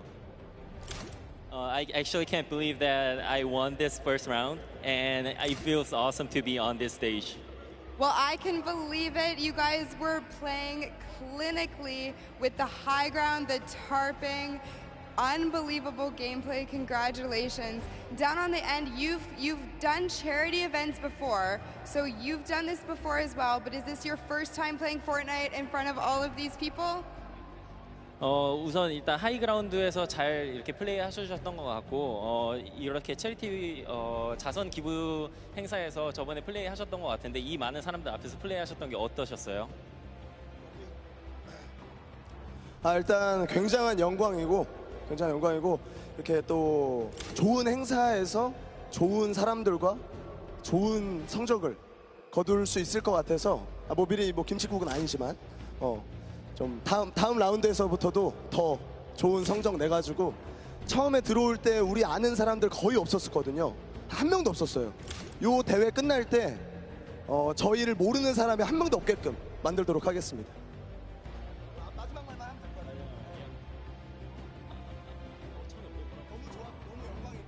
It was such an honor to be participating in this tournament, and there are a lot of good players and good purpose of this charity tournament. And after this is done, before the tournament began, nobody actually know us, the duo. But after this tournament, I hope that everyone here knows who we are. Perfect. Thank you guys so much. Congratulations again to both of you. I hope to see you win a few more games. But what we're going to do now is we're going to throw it over to Sundown, who's going to break down some of the gameplay. Sundown? Thank you so much, Pookie. I'm standing by here with Nick Merckx and Mario now. First, I got to say, Mario, what is it like competing on this stage, playing Fortnite, compared to playing in the NBA and competing against some of the best athletes in the world? I mean, these players are here the best of the best, you know, and in NBA, of course, it's like the best of the best players in the world. So it's kind of same in that way, but I mean, just enjoying here in front of our fans over here. I was in New York actually last year, so, you know, I'm kind of home, so. Awesome, man. Thank you. Now, Nick, I'm going to ask you about some of the gameplay we just saw in that last match. You're actually able to catch a really nice double elimination onto some key targets and then get a good rotation out. So let's roll the clip and we'll kind of take a look. What was going through your mind when you were able to catch those? Because you played a little bit slower over the course of the game and then you were able to set yourself up with the angle. So what was going on? Just trying to get on the strong end of the circle, using the impulse grenades. We both used them at the same time to get on the strong end. So what we did was we bounced across, we got lucky with the circle, and we looked for the players that are rotating late. And we got lucky, man. We had a couple players rotating way too late, and we just tagged them up. They were easy kills, you know? Very well done there. And also, I just want to give you a shout out. The grow up from you. We go way back, competing in the Gears of War stage. He actually was the one who knocked me out at my very first tournament ever. So being on this stage, Nick, what's it like, man? What's that journey been like for you? I've been here for a minute, man. I mean, it's really cool to see a lot of our same friends working for Epic and setting all of this up and being a part of this and being in the industry. I kind of feel like a grandpa, you know? We've been in it for a minute, and it's a good feeling. Yes, it's a good feeling. Good luck in the rest of your matches. Now, come on, get in here. Give a hug. Give a hug, man, Mario. Thank you so much, man. Absolutely amazing from these guys. As I said, good luck in the rest of the matches. We're going to throw it back on over to the desk with Monster and Golden Boy. Thank you so much, Sundown. That's right. You know, a lot of folks here go way, way back, and that's always a fun time when everyone's able to get together, hang out, reminisce on the good times. But we're here and now, and right now it is currently Sinnoh and O King's time because they won game number one. Let's take a look at the standings when we get a moment to see where we are currently, because as we know, that victory from the South Korean duo, hey, let's not forget, Sinnoh, this is a guy that nearly qualified for the World Cup a few times now. A lot of talent. And I'm just glad that people, they said it right, that we want people to know who we are. And I just want people to know who these players are because they're so good. They're so talented. Yeah, without a doubt, when you guys obviously get this translated, no, the competitive community absolutely know who these players are right here. For and sure. you guys deserve every ounce of respect, especially from the public. But we have some standings. Let's see. Right. Let's see where these players are, Golden Boy. That's right. Let's take a look at the standings. Where we are right now. Who is going to be behind in this one, right? So it's going to be, it's going to be Airwalks and RL Grimes. So no surprise. Picked up 7 eliminations out of that game. All right. Courage, Sean O'Malley in fifth place. You got, let's not forget about Garber Reaver and Gelty in fourth, and Robles and Chigua in third. Tifu and Nav in eighth place. I'm jumping around here, just looking at some of the players that we've talked about. Maybe some have had unfortunate circumstances become them, like Tifu. Got hit with the trap. I mean, we saw Ellie earlier today, right? He just pointed at the camera, walked off, representing for JP, Japan, right? That was a good interview. Good to see him in the top 10 right here. But as we move on to the second page, and just take a look here, all of your favorite content creators, a couple of elims on the board. It's not bad at all. No, not at all. It's only game one.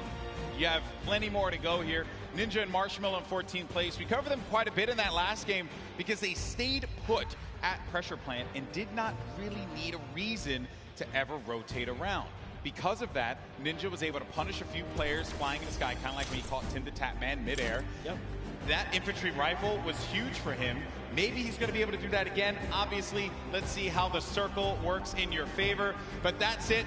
Game one is behind us. Now it's time for game number 2. Come on, New York City. Do these two New Yorkers proud. Let's start to make some noise and get hyped. Detonator's excited. I'm excited too. The countdown is about to begin. Who is going to come out on top in game 2? Here we go. The battle bus is flying over the island. And we're going to get a good trajectory here. Going over the ice biome, Bipolar Peak, making its way over to Lonely Lodge. That's right. It's cutting straight across the map. Straight in half like a fresh New York pizza. It's straight down the middle right here. And everyone's going to get their take of the slice. I love making I like that pizza reference, bro. You just have to. It's too easy. They're just giving out here. You can't be in New York and not make the pizza reference. Got to make the pizza reference. And also, Chinkin, if you're listening to me, you fold the pizza. You don't eat it. The question is, do you flip it upside down on the cheese side, or no? Man, no, just fold it straight up. Just asking. Some people, they advocate for that kind of stuff. Those people are crazy. Take a look here. You see Detonator floating on by. Marshmallow right there. No surprise, they're going right back to Lazy Lagoon. That's going to be their hometown, and they're getting landed on. By the way, you take a look at that map. There are some players nearby. Our champs, Sinnoh and O-King. I think everyone wants to see them here. Yeah, that is a problem. There is a player that landed lazy. We'll keep tabs of that later. Here's the game 1 winner, Sinnoh, O-King. The lucky landing spot. You're going to get a few options all the way in the back, remember. So you're going to be all the way back here by Lucky. You can go to Fatal if you want to get some more loot. Maybe you want to push over to the desert biome, go to Paradise Palms, potentially where the circle is going to populate. We're going to find that out in a few seconds here as well. So this is when key decisions are going to have to be made. And lucky them that they went to Lucky Landing, because the circle literally lands right at the edge. So they're good. They're good for that push. They have a lot of real estate to work with, Monster. Call that winner's luck, all right? These guys have the nice lead. There's beginner's luck and then there's winner's luck. This is winner's luck. Winner's luck is a thing, right? Sometimes things just go your way, and then you're the winner. Sure. Never happens to me. Breaks my heart. One day. I've seen it happen to you a few times, though. You've gotten a few. Hey, I'm here, aren't I? Like, look at you've got some shields. I don't know where in chess. When I watch your stream, very questionable. Like, that's not fair. Right when you needed it. How's that even possible? Happens to the best of us. But like, you just don't have a response. You're just like that. You know, I don't judge. I just take my blessings. I respect that, man. Some chug splashes there. Going to bring everyone up to a decent amount there for the shields. Some eliminations already. We lost 2 duos already. Going over now to Paradise Palms. Same duos that were here before, sticking to these drops. You got Dead Drevel along with Oscure Lod. Oh, nice shots. Shots down. Did he connect there, though? No, he didn't, but at the very least, so he was on target, that player.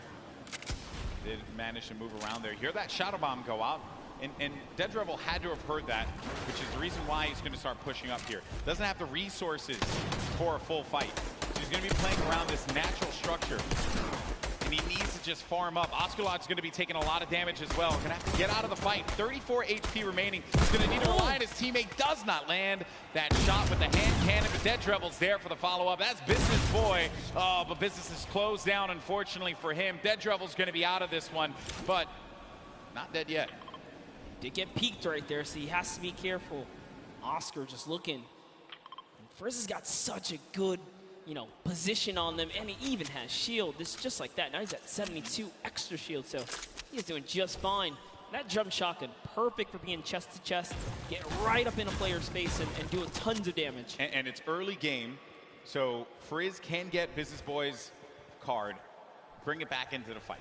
Oh, the revive's going through. You see it, the pickup. Oh, but you know, Osculard heard it, so had to get out of the fight. Frizz is gonna go for the follow-up, but oh, Frizz is gonna take a bunch of damage, down to 80 HP. Player's gonna jump for the fight there. Been a hope and a prayer, but unfortunately, Frizz is gonna get the better, and that's 2 eliminations, and that duo is gonna be out of the game. 2 huge eliminations, and just a little fun fact, I'm sure his girlfriend will be proud. It says here, they both have pink hair. Okay, okay. I don't know what it's like to have pink hair. I have to talk to Ninja about that one. I know he did that for a little while. It won't look good on me, you know, and also I don't really have a lot of hair. Yeah, I was going to say, you know, I don't want to break it. And speaking of someone with not a lot of hair, Dr. Lupo on your screen right now. Just messing around. That was a low blow. No, here we go. As Fortnite's resident senior citizen, you know, I'll take it. I feel like I'm also a part of the geriatric gamer program. Actually, this is our first time seeing the Storm Sniper in play here. That's right. Just came out the other day, and it is, I think that players probably want to go with something. Okay, Dr. Lupo isn't actually the oldest caster for Fortnite. That's Grandpa Golden Boy. Really, guys? Really had to do me dirty like that? Fun fact. In my hometown? Exposed. In my hometown, of all places? It's all right, though. I still love you guys. It hurts a little bit, just stings. Stings the nostrils, just a little bit. Dr. Lupo. I'll Band-Aid it. Yeah, thanks, bud. He's going for the birthday cakes as well. Another thing that had actually just come out, celebrate Fortnite's 2-year birthday. We've been playing this game for a little while. Use that hashtag Fortnite World Cup. Share with us how you're going to be enjoying the event, whose stream you're going to be looking at when you go to Fortnite.com/watch. We want to hear from you. Make sure you're talking about it. Also, you're going to get that fancy little picture on the side when you use that hashtag Fortnite World Cup. Just Fortnite World Cup. There's Sigla, along with Dr. Lupo. They're just going to loot around Salty Springs. A lot to get around here. What are your thoughts on Salty, Monster? Oh, I love Salty. It's one of my favorite places to land, mainly because that back house, man. It's nothing more rewarding than landing on the ledge, getting a weapon through the window seal, and just picking up an easy elimination on someone who goes for the chest on the roof or something like that. Salty's like the bane of my existence when I rotate out of Fatal. I never want to cross Salty, because you always have a player that's going to be so stacked with so much to work with. Things have certainly slowed down here. Making our way now to Fatal Fields. Speaking of, wow. There's Sinnoh with King. This is awesome. The strats. This is like a Flossin level play here. I'm loving it. Oh, he hears someone nearby, Golden Boy. Don't stay down. Stay down. Uh-oh. Stay down. This is, you know, this is not the duo. You want to move next No, to this is not the duo. You want to do that too? Okay, so they're going to try and get around there, right above them. Oh, no. But Moyer is going to be taking so much damage, down to 80 HP. He's still going for it. He's going all the way. He wants the top here.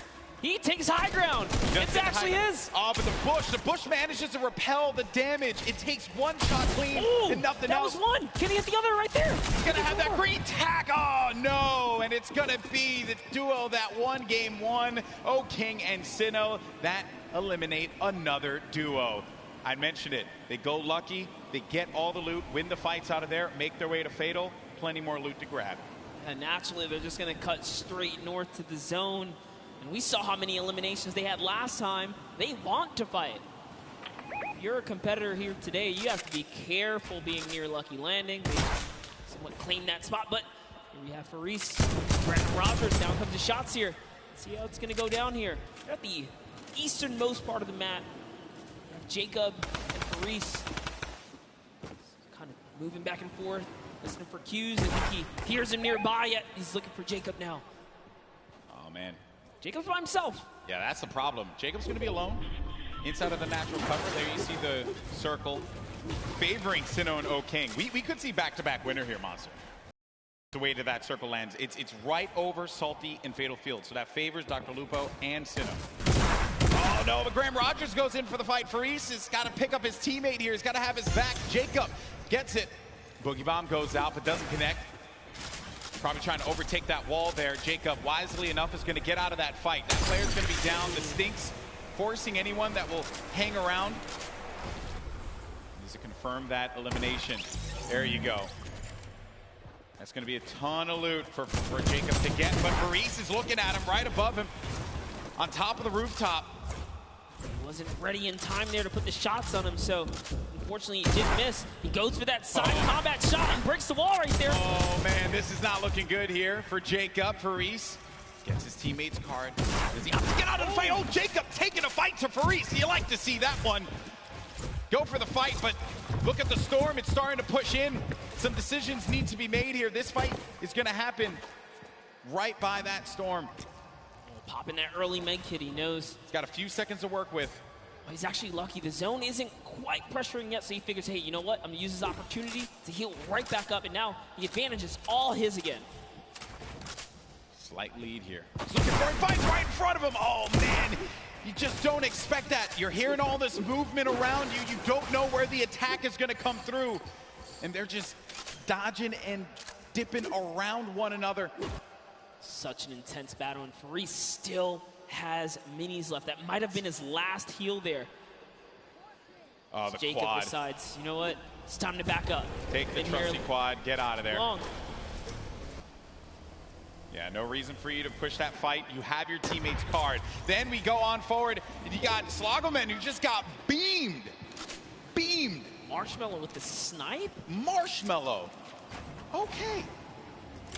I respect that. Marshmello's been surprising me. Are we sure? Are we sure that that's Marshmello underneath the mask? I'm just messing around. I'm just messing around. I was gonna say, he puts in a ton of work in this game. Look at this shot there for Marshmello. Boom! Nailed him. Marshmello, man. What a beast. Marshmello here to make the highlights, all right? Don't sleep on it. They're going for a two-time championship. I get it. Absolutely. When we saw them, they were in 14th place, mainly because you didn't quite get enough placement points. The eliminations were there. They were right in 14th, so with the way they're racking up more elims, that's going to be, again, just securing a more comfortable lead. If you can get in that cadence of just getting points consistently, you'll find yourself in the late game. Mr. Fresh Asian, we saw in the feed, he actually took out Cody Walker as well. 3 eliminations for Mr. Fresh Asian. He's got that golden combat shoddy. Such a powerful weapon. You hear the movement around here. Some nades as well. He doesn't know any of this. This is a scary box to be in when you don't own anything. It's One Shot Girl and Chandler Riggs, who's just nearby. Another great Slayer, duo. and the Slayer 360, I believe, is in a bush. Not too far either. That's the Golden Boy strat right there. Hide in the bush. Don't do anything for the entire game. Trust me, it works like 60% of the time. It works every time. Every time, 60% of the time. You know the math, guys. Don't count it. You don't have to question me. So Chandler Riggs and One Shot Girl, they're going to play this more defensive posture, this positioning here. They have no eliminations right now, and we're at 35 duels remaining. So it's going to take a while for those placements to go through. And then One Shot Girl just gets obliterated. Her health is gone. Now down to 5 HP. Chandler Riggs playing around the corner, trying to utilize a little bit of that right-hand advantage, but it is not coming to fruition there. Mr. Fresh Asian is going in for the push now, and this isn't looking good for this duo monster. Our heroes could fall right here, right now, as Mr. Fresh Asian is looking to get 5 eliminations on the board, gets ownership of the wall, and what a shot there from Mr. Fresh Asian. That's elim number 4.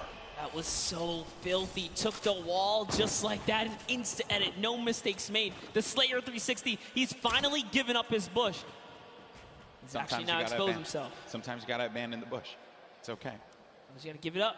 He did take his opportunity to try and pop some shots. Mr. Asian did look over in that distance. He knows there's someone there. Now it's Marshmello and Ninja rotating across here, as they're going to find themselves right outside the box here. Of course, if you're not familiar with Mr. Fresh Asian, he is top 100 most subscribed Australian YouTube channels. It's actually one of the fastest growing YouTube channels in Australia. So certainly check him out. I'm sure you're going to find some fun content there. There's Ninja and Marshmello, who have 2 eliminations for them. Marshmello's been playing great. A very different Marshmello from what we saw at the 2018 Fortnite Pro-Am. I think he's obviously put that time in, and it is paying off. It's paying off big time. Yeah, who would have known Marshmello would continue his grind after the years here, but Sean, hey man, Fortnite. He's passionate about Fortnite. Still part of the regiment. There's Myth. 7 eliminations, Golden Boy. What? I didn't even look over there. What is Myth what's going on with him today? He's on something. He's out here to prove a point. Myth wants to pick up a win. How huge would that be for him? Seen him so many times in so many competitions. Also another player that tried for that Fortnite World Cup online qualifier. Came close a few times. Lots of talent there. And here's the format and how it works. Once we hit that 15th place, that's when those placement points start to go online. But because Myth has 7 eliminations, that means he has 7 points currently, Monster. And his teammate is down right now. Unfortunately, Michael Dreyer was taken out. We do know Michael Dreyer is interested in running that marathon this year, but, you know, he's going to need a little more stamina to keep up with Myth here in the Fortnite world. The idea of running a marathon crosses my mind. Oh my. It makes me sweat. What kind of party do we have here, Golden? Jigwa sitting right next to Alexia Ray and Jordan Jones. Jordan Jones at the start of this entire thing said, hey, you know, they know. She's here for the ladies, representing. She's got her gun ready. Someone's out. Oh, Take no. a shot. Oh, no. She's in a box. Sneaky plays here from Jordan Jones and Alexia Ray. That player had no idea. That was crazy. He got away. He took the launch pad. He got away. You never suspect the people in the cornfield. Jordan Jones and Alexia Ray, super sneaky plays here. Aaron Gordon's like, you know what? I'm just going to kind of keep my cool here, stick still. It's Ali A jumps back in the baller. He's out. He's like, yeah, you better be careful, man. There's some crazy people in the cornfield. It's like The Shining out there. Look out for that. Okay, and they're crouched, so you won't be able to hear their movement. You have to really focus on it.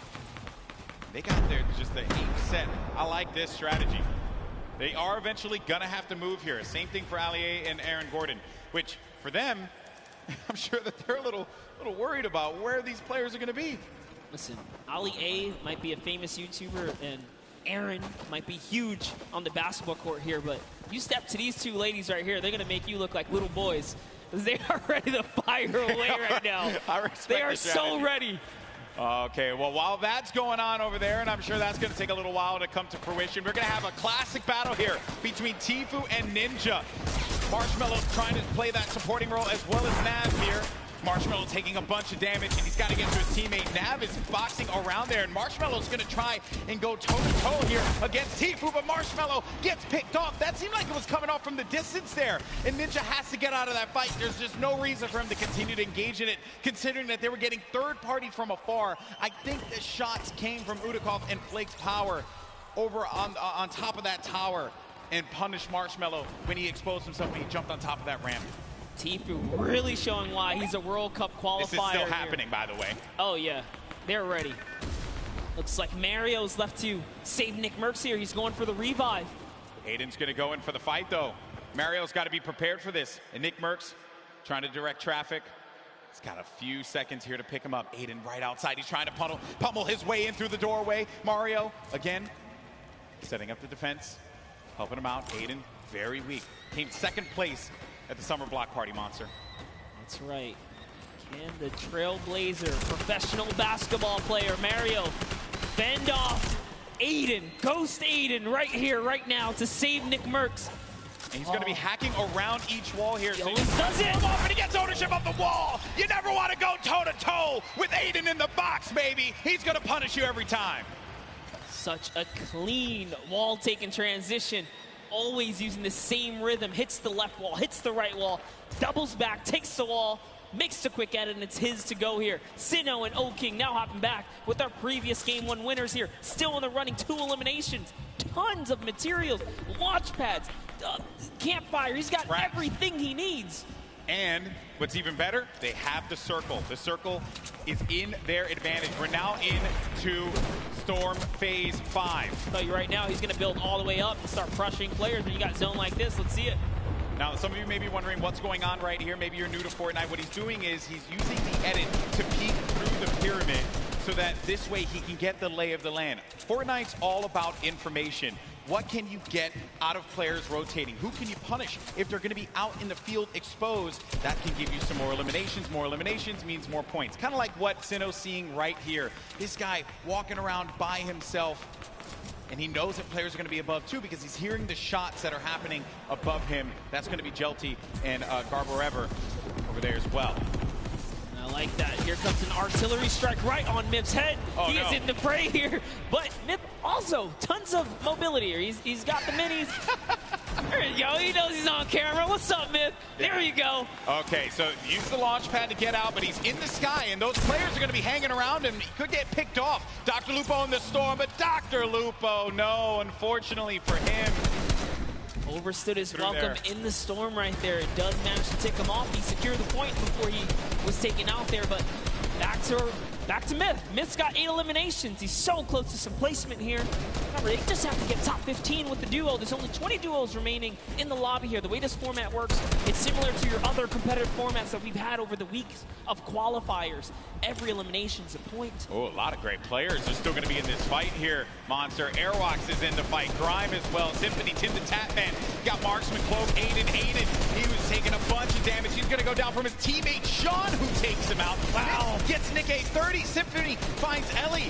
And here's Sinnoh, game 1 winner, still living his best life. Picking the fights that he needs to take. King gets an elimination as well. That's going to be 3 points for this duo. And he's letting these guys above him deal with him. Ninja having to take so many shots and play defense. He's running out of materials quickly. When those shots are coming through, you'll be shocked how quickly you're going to lose out on the wood, the metal, the brick. Yeah, it really was a nightmare scenario for a second there. Forced to drop the campfire prematurely and go into the surf juice here. But they didn't forget about him. As soon as he picks, he gets lasered down, and all of his health is now gone. And Tfue, perched up right here, is going to catch Sinnoh straight out the sky. That is huge, Monster. He gets Sinnoh, the game 1 winner. That was the pacemaker for the game 2. And now it could be Tfue playing that strategy that we saw in the Fortnite World Cup online qualifiers. Going for the high ground. He's going to be by himself, though. 5 eliminations. Player right in front of him. Waits it out. He's just looking for it here, Golden. Trying to see if he can find the shot, find the angle. This is what Tfue's known for, playing for those early high ground position. Holds here, and he's not afraid to go for it. There it is. Chucks his way all the way across, takes the shots. Wow, this guy as well. And look, he's just going to 90 on up. Great shots, has shockwave grenades, also has shadow bombs to utilize to his advantage if need be. Ninja's still going to be in the fight, as well as Cloak. The high ground's been eliminated, but that player does manage to get above him. That's going to be Sean. That was Sean who goes all the way up to the top. Tfue's going to be playing in the mid-ground. Symphony right next to him. Jacob still in the fray as well. Saw him in that crazy battle earlier on. He's still in the action. And look at what's going on. That circle's going to be moving toward that mountain, which means players have to start making their way up. You are seeing a truly competitive battle right here between Tfue and Sean, who is trying his hardest to take him off the high ground. But Tfue is now landing on Airwalks, another World Cup qualifier, and he is going for this high ground, truly machoing up with the impulses. He wants it. He's going all the way. Look, he just built it back up. That's Tfue's high ground, and no one else is going to take it unless it gets shot down. But he does stabilize there. Airwalks is looking to punish Tfue, and he does get above him there. There you see, right at the top. And then Myth is going to snake on out and just get to that side of the circle. Tfue taking damage. He has to be careful. He's in that shadow bomb state, so he can't build, but he needs to be quick with it, and he does manage to stabilize for it in the time being. Ninja's going to be in a world of hurt as well. Look at his HP. Will Tfue make the quick peek right here? He sees someone in the wall next to him. Myth actually forgot to edit, and now he's in the storm down to the bottom right. That might be the end for him.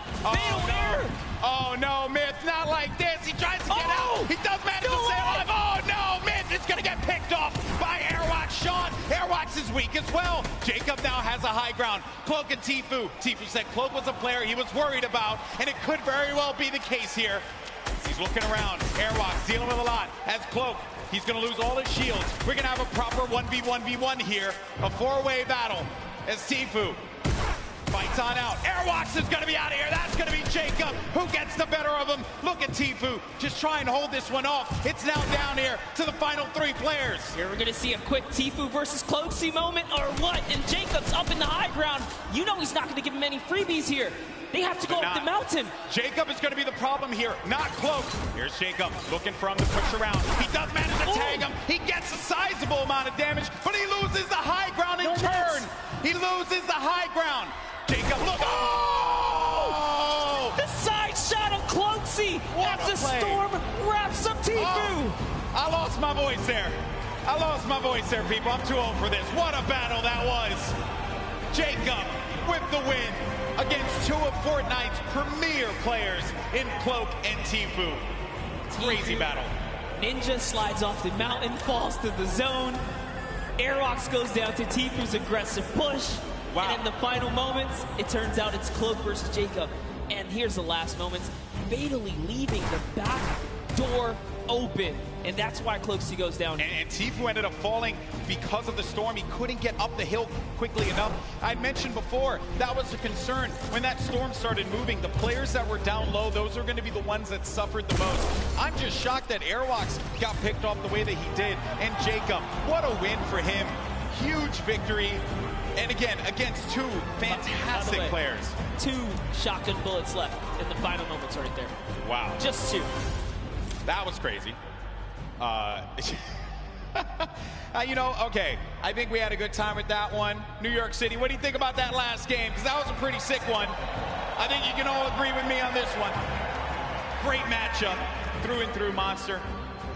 What a start. I thought we were going to see 1v1 Tfue and Cloak, and I was going to lose my mind. I may have jumped off this stage. I don't even know what I was going to do with myself. Were that close to that moment, but hey, let's not take it away from Jacob. No, we're not at all. Jacob really played it so well there. Airwalks is doing also just a great job of just chopping him down, chopping down Tfue, really being a pester. That could have been Tfue's game easily, but just pushed the wrong ones. Even Sean was giving a hard run. The tone of the lobby changed as well when Sinnoh got eliminated. Yes. Right? Once people saw that pop up in the elimination feed, they knew that there was going to be an opportunity, because you get a player like that out of the fight, and there's going to be free reign. There's going to be movement to be had.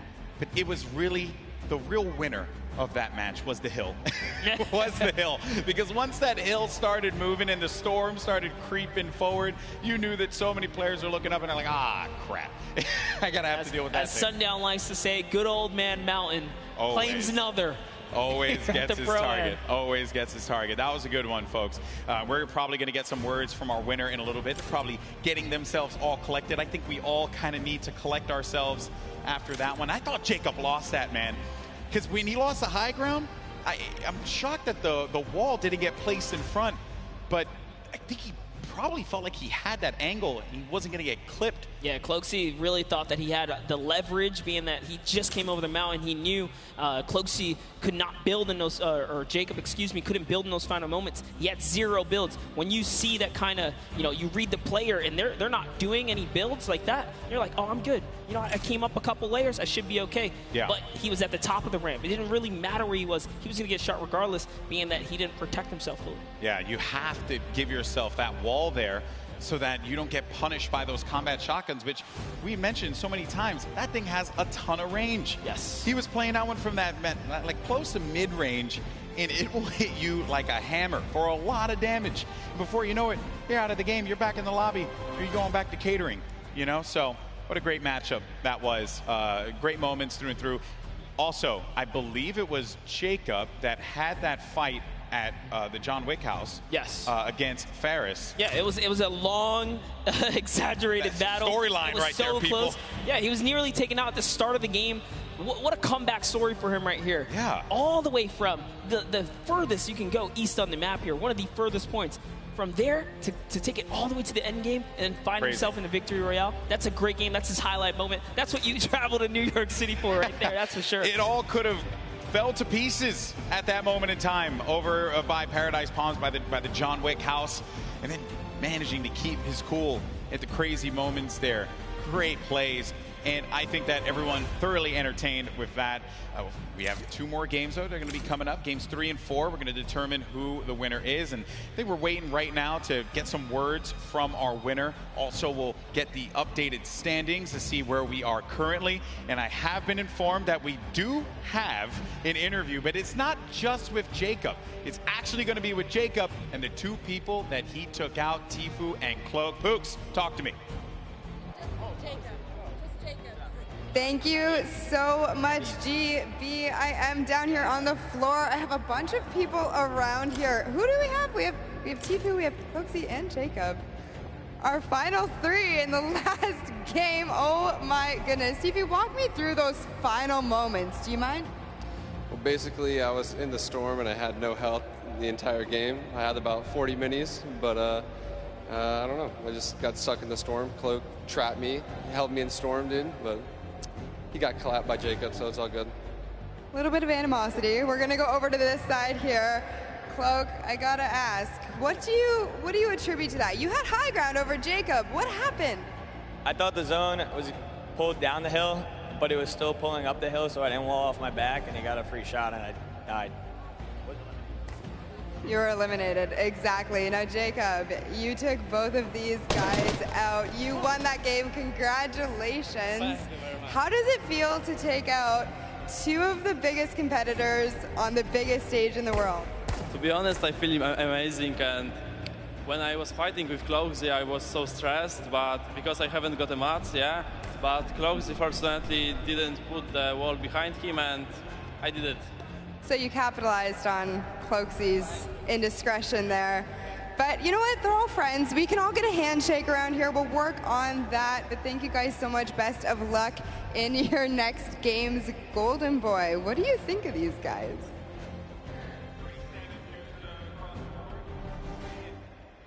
I think that the important thing to note here was that you're in those moments where you have to pay attention to where that circle is going to be going, and you just don't know at that exact moment. You're just got out of a crazy fight. You managed to get high ground.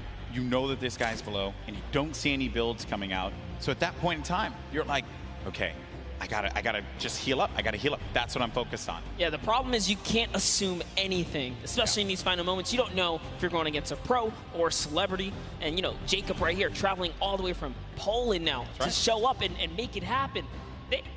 These guys, these foreigners are really coming here and putting on a great performance so far. We've already seen South Korea make that nice play from earlier today, but that'll lead us right into our next topic here. That's right, our standings. And hey, you mentioned it, Monster. Fortnite is a global game, and we're seeing it play out now. While he may not have gotten the win, Airwalks is in first place. Wow. With 14 eliminations, no victory royale, 28 points total. Sinnoh has been knocked down. Jacob and Claire Grant have climbed their way up to third. Myth now is going to be in fourth place with his teammate Michael Dreher. And then Tfue Ninja also was in 14th place, managed to have that. Now going to be in 7th with Marshmello. Courage still going to be in the running here. 2 more games remaining. Lots of points. And looking at the breakdown, it's not that crazy to have a big game and be able to come back into this one, Monster. No, absolutely not. You can just tell from the points here that a lot of this is placement-based. Placement, yes, the teams that are catching heavy eliminations are doing fantastic so far. Just taking a look here, a lot of players are in the running. Look at Nick A30 and Max Carver. They have 8 eliminations total. They just haven't placed. If you just squeeze in a couple placements right there, they're clearly catching the elims they need. That's all they need. Exactly. Well, Monster, always a pleasure, my man. Boricua boys represent. But we're going to go to a quick break. When we come back, you're going to have Zeke over here calling the action along with Monster. And we have games 3 and 4. And then we're going to crown our next Pro-Am champion. You don't want to miss it. We'll see you on the other side.